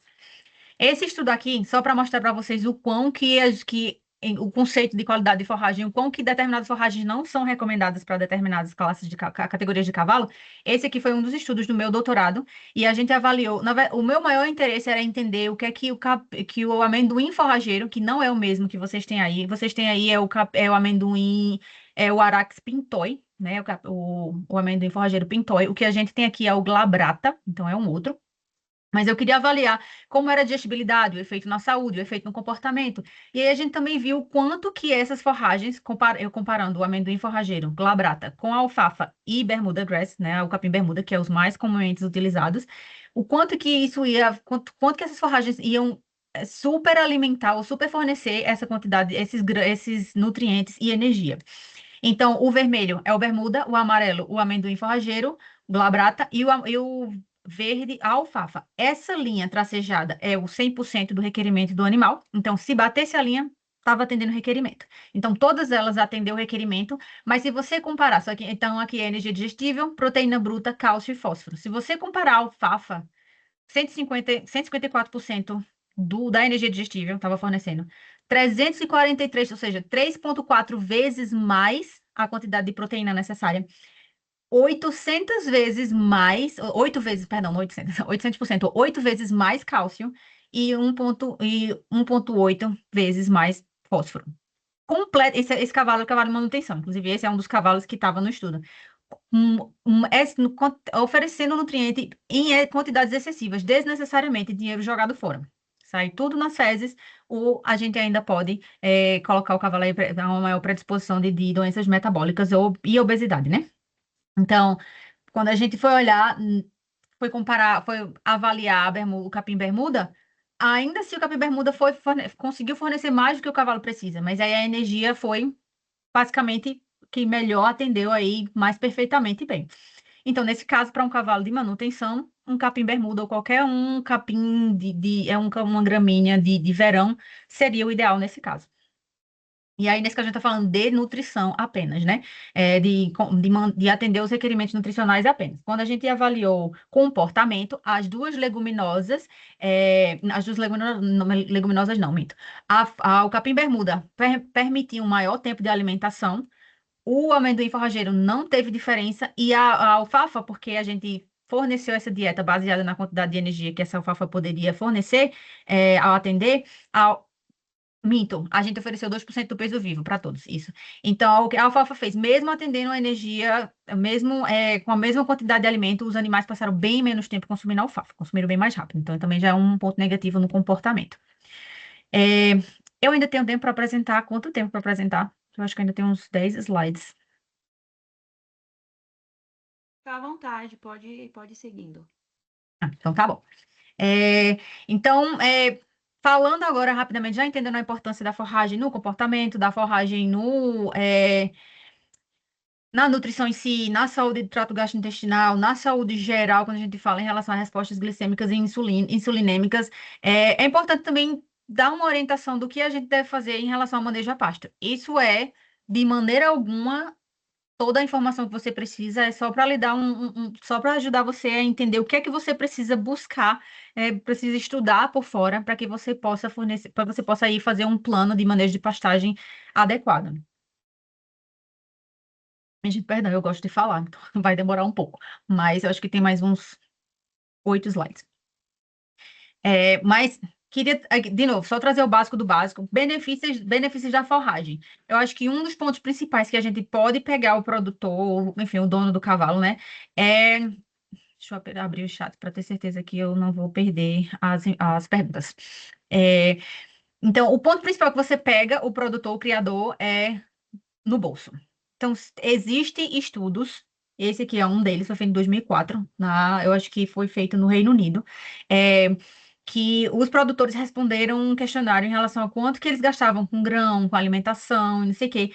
E esse estudo conseguiu comprovar que é muito mais caro você suplementar com grão ou forragem comparado a você deixar o cavalo pastejar. Fora todos os outros benefícios que a gente comentou, o econômico é gritante. Então, por exemplo, ele conseguiu mostrar que manter os cavalos com alta dieta, perdão, em grão, é 8 vezes mais caro do que você deixar os cavalos pastejarem.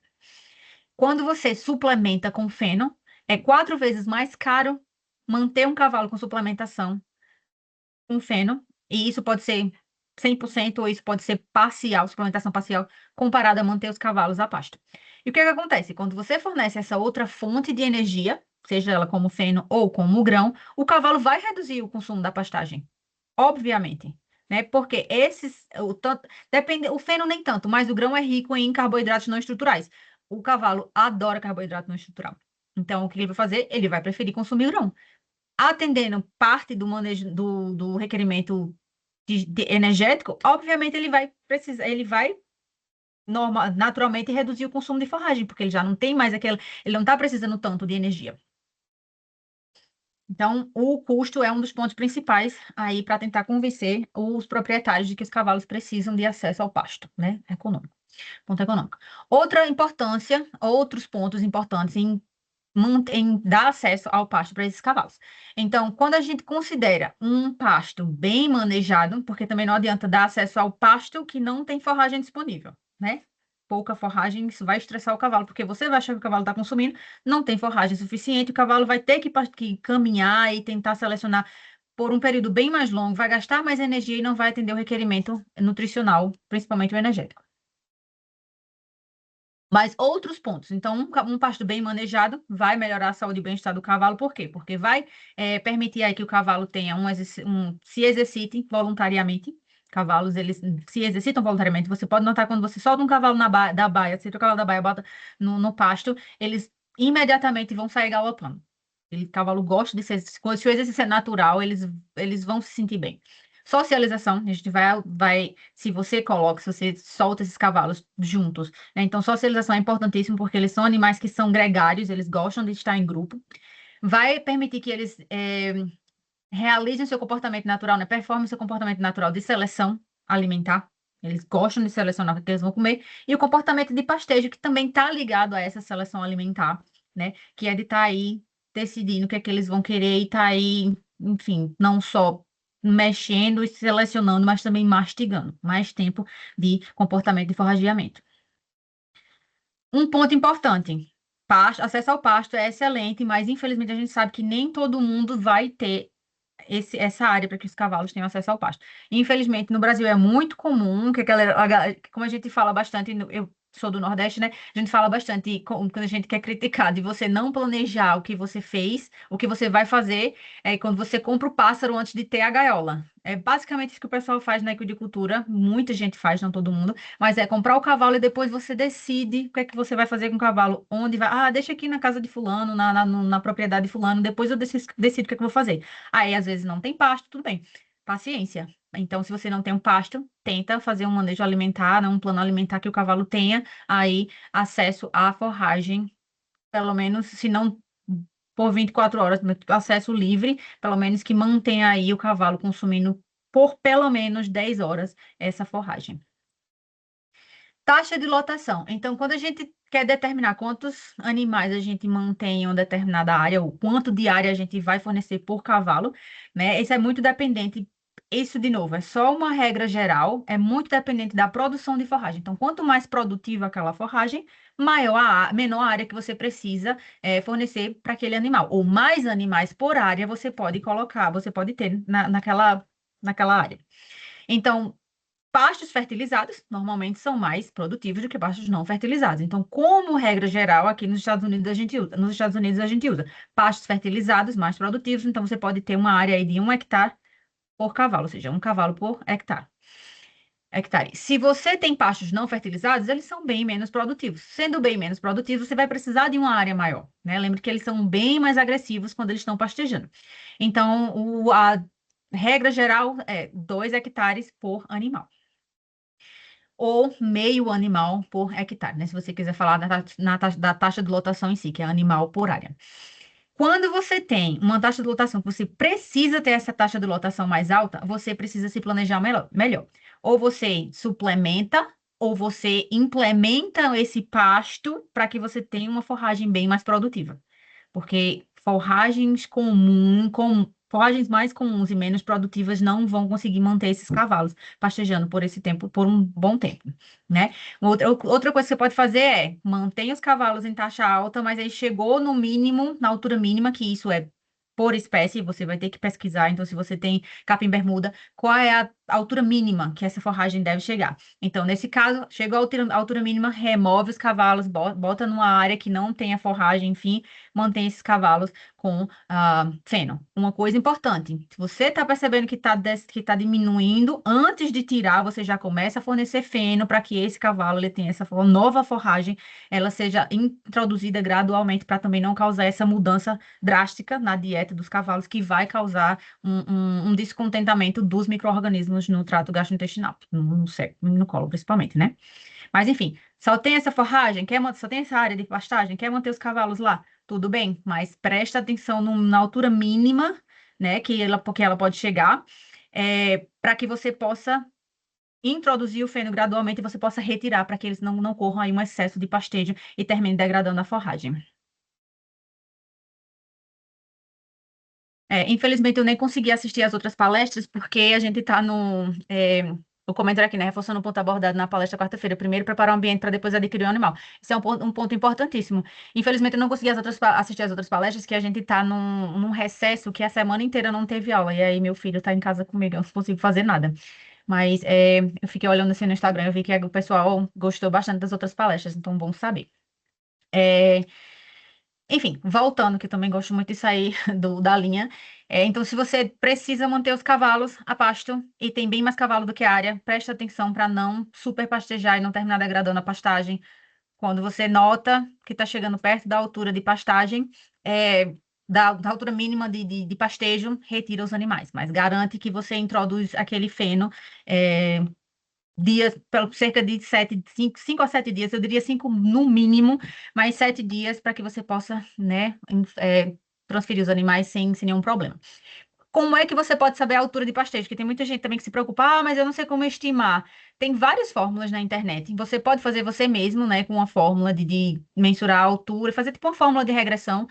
Tem muita informação na internet também. Fiquem à vontade de mandar e-mail para mim e mandar os dados, eu ajudo vocês a estimar isso. Mas eu acho que o ponto importante é, inicialmente, você calcular isso e ver uma média de altura. E uma coisa bem simples que o pessoal faz aqui é pintar a cerca. Então, tipo, pinta de vermelho a, sei lá, 10 centímetros, 15 centímetros é o mínimo. Então, pinta de vermelho na cerca todinha, obviamente, uma área menor, né? Pinta de vermelho. Então, quando a média do altura da pastagem chegou perto daquela linha vermelha, ou enfim, daquela barra vermelha rente ao solo, isso quer dizer que você precisa retirar os animais. E aí, acima daquela linha vermelha, você pinta de verde, sabendo que agora aquela é a altura que eu posso voltar os cavalos a pasto. Então, quando o pasto cresce e chega próximo àquela linha verde, isso já está querendo dizer que você pode trazer os animais de volta para o pasto. De novo, não traz de vez 100% tira 100% o feno e e coloca os cavalos no pasto, mas dá 1, 2 horas de pastejo hoje, aí no próximo dia dá umas 3, 4 horas, até que você possa deixar os cavalos lá 24 horas, né? É importantíssima essa adaptação alimentar. Alguns exemplos, muito rapidamente, se você precisa aumentar a taxa de pastagem aí, tem vários gêneros que pode usar no sinódo, um páspalo, braquiária, o pânico, a digitária e o penicetum. São normalmente forragens mais produtivas que você pode utilizar, né?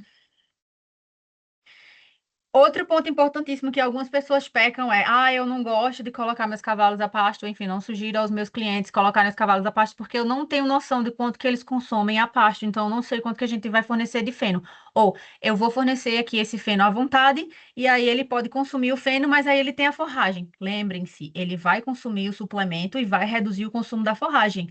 E não é a forragem que é para ser o suplemento do feno, é o feno que é o suplemento da forragem. Então, você pode usar, por exemplo, existem várias outras fórmulas, mas existe essa fórmula aqui que você pode usar para estimar o consumo da forragem a pasto, ter uma ideia de quanto esse cavalo em quilogramas está consumindo por dia, e aí você pensa, se essa forragem está me fornecendo, sei lá, 5 quilos de matéria seca, então eu vou suplementar 5 quilos de matéria seca com o feno. Esse é o ideal. Se você dá feno à vontade, alguns cavalos vão preferir aquele feno e não vão nem pastejar praticamente. Então, essa fórmula, esse pesquisador aqui da Carolina do Norte, ele é muito bom na parte de forragem, enfim, manejo de pastagem no geral. Eu uso muita coisa, muita informação dele, porque ele é sensacional. Então, eles criaram essa fórmula para que você possa jogar na fórmula a quantidade de horas que esse cavalo tem de acesso ao pasto, para que você possa ter uma estimativa do quanto que ele consome. Isso vai ser 100% correto para 100% dos cavalos? Não necessariamente. Vão ter cavalos que vão ser mais difíceis de ganhar peso, são cavalos que são mais fáceis de ganhar peso, são cavalos que são mais seletivos, cavalos que são mais, que a gente chama aqui de pique, né? Um cavalo mais cheio de frescura. Então, nesse caso, você vai aplicar isso, mas vai também prestar atenção no condicionamento, no score de condição corpórea, para que você possa ver se esse manejo está ideal. Se o cavalo está perdendo condição corpórea, fornece um pouco mais de suplementação. Então, nesse caso, nessa fórmula aqui, você só joga o tempo de pastejo, então 5,12 vezes a raiz quadrada do tempo de pastejo, e depois você diminui 2,86. Então, um exemplo, 5 horas de acesso ao pasto, você joga as 5 horas aqui, você teria aí um exemplo de 8,59, ou seja, 8,6 gramas de matéria seca para cada quilo de peso vivo. Considerando aquele cavalo de 5 quilos, de 500 quilos, perdão, você teria um consumo de 4,3% quilos de matéria seca. Uma pergunta aqui, com relação à vermifugação, tendo em vista o animal indo frequentemente à pasto e não ter esses só assim desejados, vermes redondos e chatos. Tá, na verdade, eu vou segurar um pouco a resposta para essa pergunta, porque eu vou falar, eu acho que daqui a uns 2 slides sobre a importância nessa parte do programa de vermifugação, e aí tu me responde se eu respondi tua pergunta com o que eu tenho para falar. Enfim, então 4,3 quilos de matéria seca, então você sabe que você só precisa aí colocar 5,7 quilos de matéria seca de suplementação do reino, do feno, no caso. Então, bem simples, uma fórmula muito fácil e Observe o cavalo. Então, a cada 15 dias, a cada mês, você faz um score de condição corporal e vê se o cavalo está ganhando ou está diminuindo condição corpórea.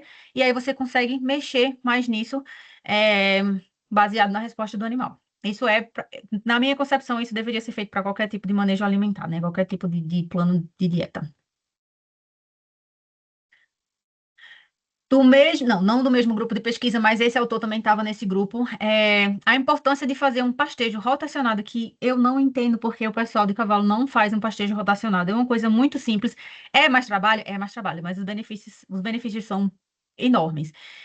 Mas esse estudo foi feito em Nova Jersey, na Universidade de Rutgers, e eles avaliaram por 27 meses direto, comparando grupos de cavalos consumindo pastejando um pastejo contínuo versus pastejo rotacionado.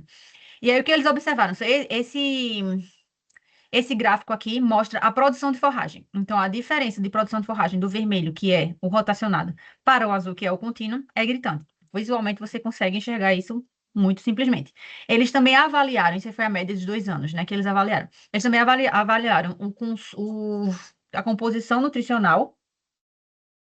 Eles observaram que a forragem crescendo em um manejo, sob um manejo rotacionado, tinha mais energia, mais proteína e mais cálcio. E também é benéfico, né? Baseado tudo que a gente falou. Isso é do mesmo estudo, então eles mostraram a foto no final, eles compararam, né, os dois sistemas no final do estudo, no final dos 2 anos, e você consegue ver o quanto que essa pastagem à sua esquerda, que é o manejo contínuo, está degradada comparado à pastagem ou pasto no seu lado direito, né? Então, bem mais forragem, bem mais e melhor valor nutritivo, que foi o que eles conseguiram provar. Então, se você conseguir convencer o produtor, ou enfim, o criador, a fazer o manejo rotacionado, vai ser bem mais benéfico, vai salvar e economizar bem mais dinheiro. Então, falando rapidamente aqui na parte de vermifugação, e aí, Alex, tu me fala se eu estou respondendo tua pergunta. Além desses benefícios em relação ao valor nutritivo e quantidade de forragem produzida e os benefícios para o cavalo, porque ele vai estar no pasto, então ele vai ter acesso ao pasto, vai ter todos aqueles outros benefícios que a gente falou. é, Já está bem claro, vários estudos mostram que o manejo rotacionado, ele é importantíssimo para auxiliar no controle de parasitas internos, né, dos vermes no geral. Porque o que que acontece? Baseado isso aqui é só o ciclo geral, né, dos vermes, dos estrongiloides pequenos. O que que acontece? Esses vermes, esses parasitas, eles precisam do hospedeiro para que eles possam continuar o seu ciclo de vida. Quando não há hospedeiro, eles não conseguem continuar o seu ciclo de vida. Então, tendo o cavalo continuamente no pasto, o que acontece? Esses vermes saem nas fezes, como vocês podem ver aqui, então aqui tem os ovos nas fezes.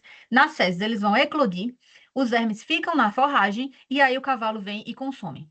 Você está lá, levando o cavalo para a baia, aplicando vermífugo, oferecendo vermífugo, fazendo o seu controle mais eficiente na sua cabeça, mas o cavalo continua lá pastejando continuadamente.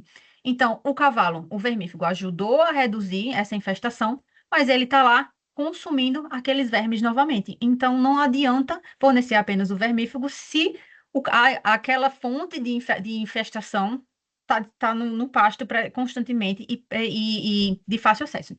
Então, o que acontece? Consumo desses vermes novamente no trato gastrointestinal do cavalo, né? Nesse caso especificamente, os estrôngilos pequenos, eles vão liberar mais ovos e aí aquele ciclo se repete.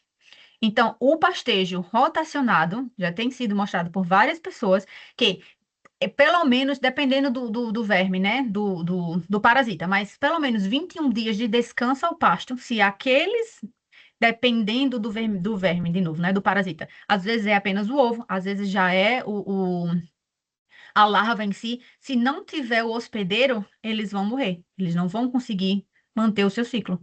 E aí, quando você traz os cavalos que foram vermifugados, não tem mais fonte de reinfestação. Então, é um manejo, né, um controle de parasita interno bem mais eficiente. É a mesma coisa da úlcera que eu mencionei. Não adianta você dar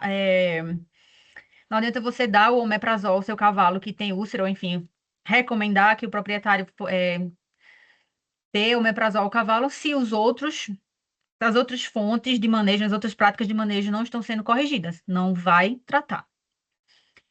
Alex, me responde aí se eu respondi tua pergunta. Como é de suma importância o pasto rotacional de grandes benefícios combatendo a quebra dos ciclos parasitas. Só me dá um legal, assim, se eu não respondi tua pergunta. Eu acho que é isso que tu queria saber. E outra coisa, outro ponto que eu não mencionei aqui é isso. Lembra do comportamento que a gente chama de spot grazers, que é esse comportamento que eles vão voltar sempre no mesmo lugar. Quando a gente faz um pastejo rotacionado, a gente fornece ou proporciona para eles uma menor área de pastejo. O que é que vai acontecer? Em menos tempo, eles só tendo aquela área, os cavalos só tendo aquela área específica, eles vão pastejar mais homogeneamente. Menor área vai ser recusada, né? Vai ser, que a gente chama aqui de rejected, rejeitada. Então, o que acontece? Eles vão pastejar mais homogeneamente. Então, a gente não precisa entrar no pasto, enfim, no piquete, com uma roçadeira para tentar homogeneizar, não sei o que já é, então já é um manejo de pastagem mais eficiente, vai ser um pastejo mais eficiente. Só tem mais 3 slides, prometo que eu vou deixar vocês em paz. É, Um ponto específico também que eu gosto muito de falar é o pastejo de animais com doenças metabólicas. Não sei se vocês são estudantes ou se vocês são profissionais, mas os profissionais, não sei se vocês já tiveram acesso ou tiveram a oportunidade de tentar resolver um manejo de animais com doenças metabólicas. Doenças metabólicas, essas que podem ser desregulação da insulina, né? Pode ser resistência à insulina, insensibilidade à insulina no geral, pode ser problema no pâncreas, que causa esse excesso de produção de insulina, pode ser obesidade no geral, pode ser uma laminite, o cavalo que é mais predisposto à laminite, já teve várias vezes. Então, o que é que o pessoal faz? Restrita o consumo do pasto, porque querendo ou não, como os cavalos vão lá consumir a mesma área frequentemente, aquele material de rebrota é um material que é mais digestivo e que consegue fornecer mais carboidratos não estruturais, dentre eles o amido. Então, o pessoal tende bastante a restringir aquele pastejo. Só que o que acontece? Na verdade, esse estudo é do mesmo pesquisador da Carolina do Norte que eu mencionei. O que eles fizeram foi avaliar se essa restrição, então, tipo, dá 3 horas de pastejo, permite 3 horas de pastejo apenas, 6 horas de pastejo apenas, 9 horas e 24, ver se isso afeta o quanto de forragem que o cavalo tenta consumir por hora. Porque se você está tentando restringir o tempo, mas o cavalo consome a forragem mais rápida para conseguir atender o seu requerimento, nada está sendo feito. Então, o que eles avaliaram nesse estudo especificamente foi, eles tiveram 4 grupos de cavalos, um que tinha acesso ao pasto apenas por 3 horas, e depois era fornecido o suplemento, né, o feno, o alimento suplementar, que era o feno, 6 horas apenas, 9 horas apenas e 24. E o que eles observaram foi essa linha rosa aqui que vocês podem ver, que os cavalos que tinham menor tempo de acesso ao pasto, eles conseguiam consumir mais forragem por hora. Então, esse se torna 2 problemas nesse caso para o tipo de cavalo que a gente está aí tentando resolver esse problema, que é reduzir o consumo calórico. O cavalo vai manter o consumo, mas também vai aumentar o consumo por hora. E qual é o problema disso?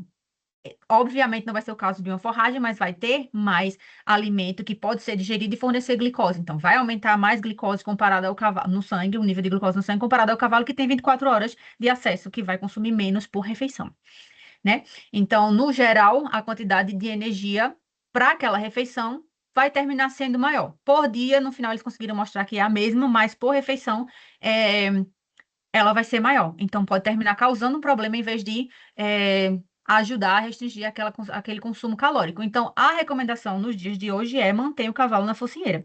Eu não sei o quão comum é no Brasil, mas a gente tem bastante cavalos aqui, bastante proprietários aqui que mantêm os cavalos na focinheira, porque, por causa do clima aqui, é muito comum tá a forragem sem crescer, né, como a gente chama aqui, dormente, e do nada o clima muda e a forragem cresce rapidamente. Então, tem muita rebrota, então o acesso, os cavalos têm acesso a uma forragem mais digestível, bem mais fácil, bem mais rápido.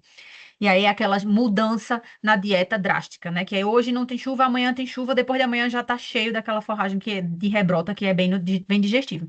Então, mantendo 24 horas de acesso ao pasto com essa focinheira, vai dificultar a seleção alimentar, eles vão consumir a quantidade que precisam, se manter 24 horas de acesso, né? Mas mais devagar, então mais lentamente. Então, consegue atender aí o objetivo que é restringir o consumo calórico, principalmente por refeição. Então, em resumo, né?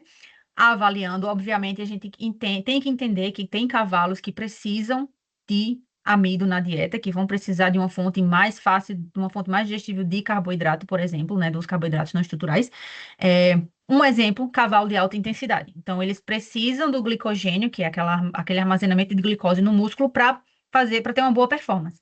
A forragem em si não vai conseguir recuperar aquele glicogênio, né? Restaurar aquele glicogênio. Então, o grão vai ajudar com isso. Então, aquela glicose proveniente da digestão do grão vai ajudar a restabelecer a restabelecer os níveis de glicogênio. Forragem em si não consegue. Mas se é um cavalo com um requerimento nutricional mais baixo, os grãos são altamente dispensáveis. Então, no geral, dietas altas ou apenas com forragem alta em proporção de forragem, ela vai proporcionar maior saúde digestiva, né? Reduzir o risco de cólica, o risco de úlcera, vai proporcionar uma fonte mais contínua e mais segura de energia durante o dia e vai permitir aí um comportamento natural de pastejo. Quando a gente compara com essas dietas que são mais ricas em grãos, então a gente tem aí alta energia, risco alto de úlcera, porque a gente já viu que o cavalo precisa ter o conteúdo no estômago e os grãos eles vão passar rapidamente, é, comparado, no caso, mantendo. Na verdade, se a gente for pensar nesse caso, seria mais essa parte do tapete fibroso, né, para proteger também. E aí, consumindo menos grãos, consumindo mais grãos, eles vão passar menos tempo consumindo, então isso vai estressar mais eles, e o estresse também vai reduzir a secreção do muco, né, na proteção. Maior risco de cólica, porque esse grão pode, dependendo da quantidade, chegar no intestino grosso e sobrecarregar e causar uma fermentação excessiva. Menor mastigação em fibra, e a gente viu que isso é importantíssimo para a saúde mental deles, né, comportamento natural.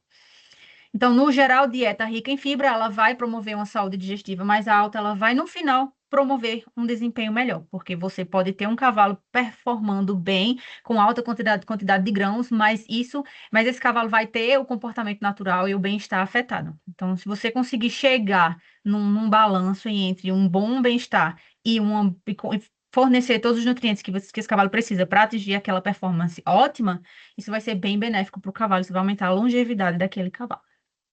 E era isso, e eu falei por quase 2 horas, me perdoem. Mas alguma pergunta?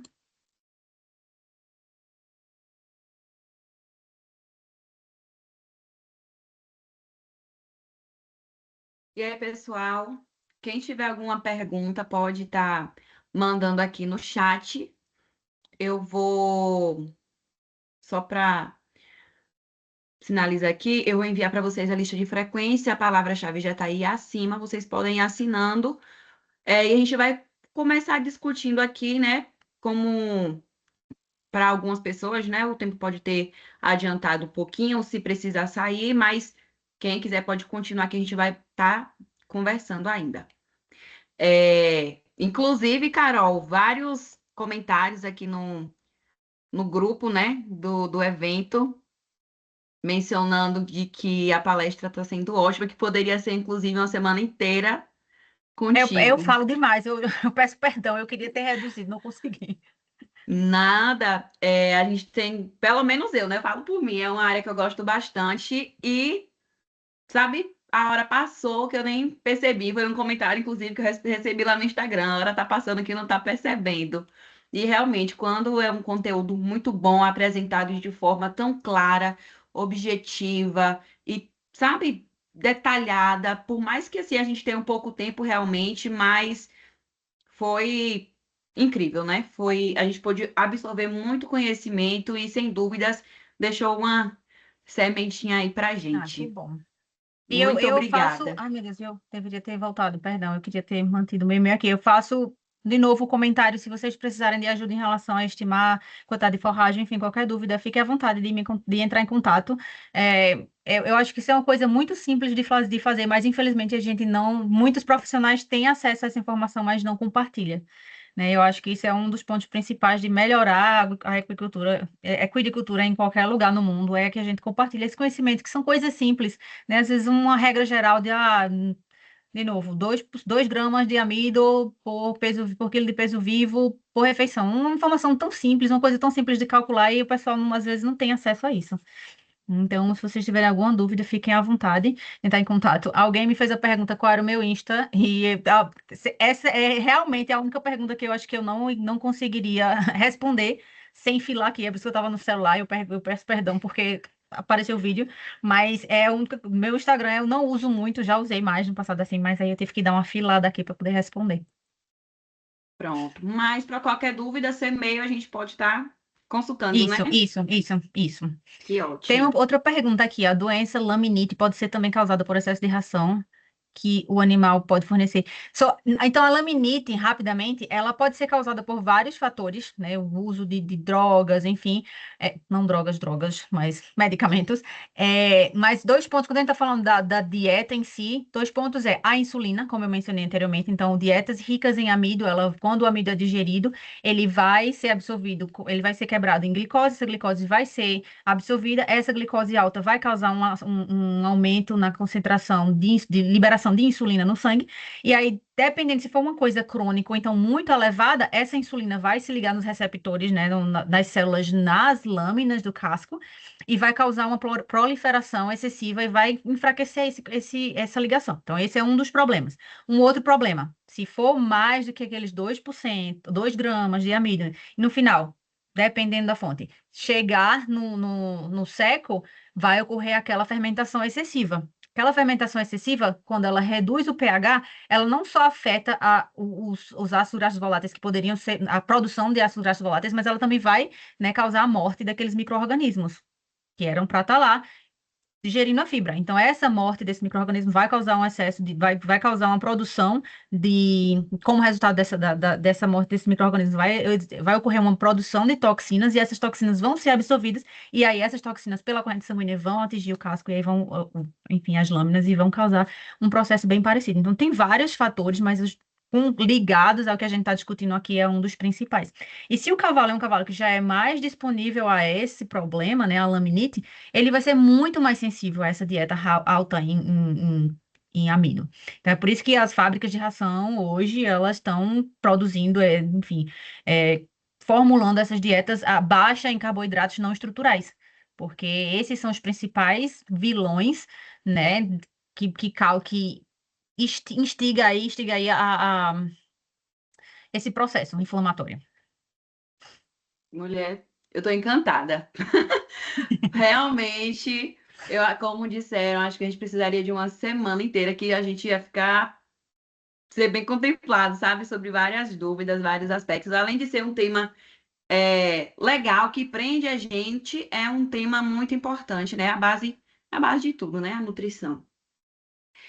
Pois é, minha gente.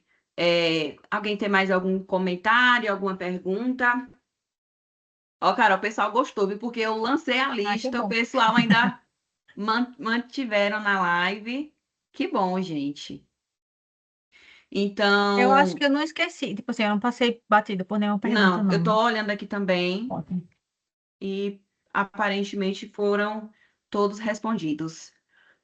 Carol, então vamos estar encerrando por aqui. Eu queria mais uma vez estar te agradecendo. Foi um momento que, assim, eu falo principalmente para mim. Eu estou promovendo o evento, mas acho que a pessoa mais contemplada que está saindo aqui sou eu, porque realmente são conteúdos muito importantes e que, para a gente que tem esse interesse para a área de equinocultura, é indispensável estar absorvendo esse tipo de conhecimento, né?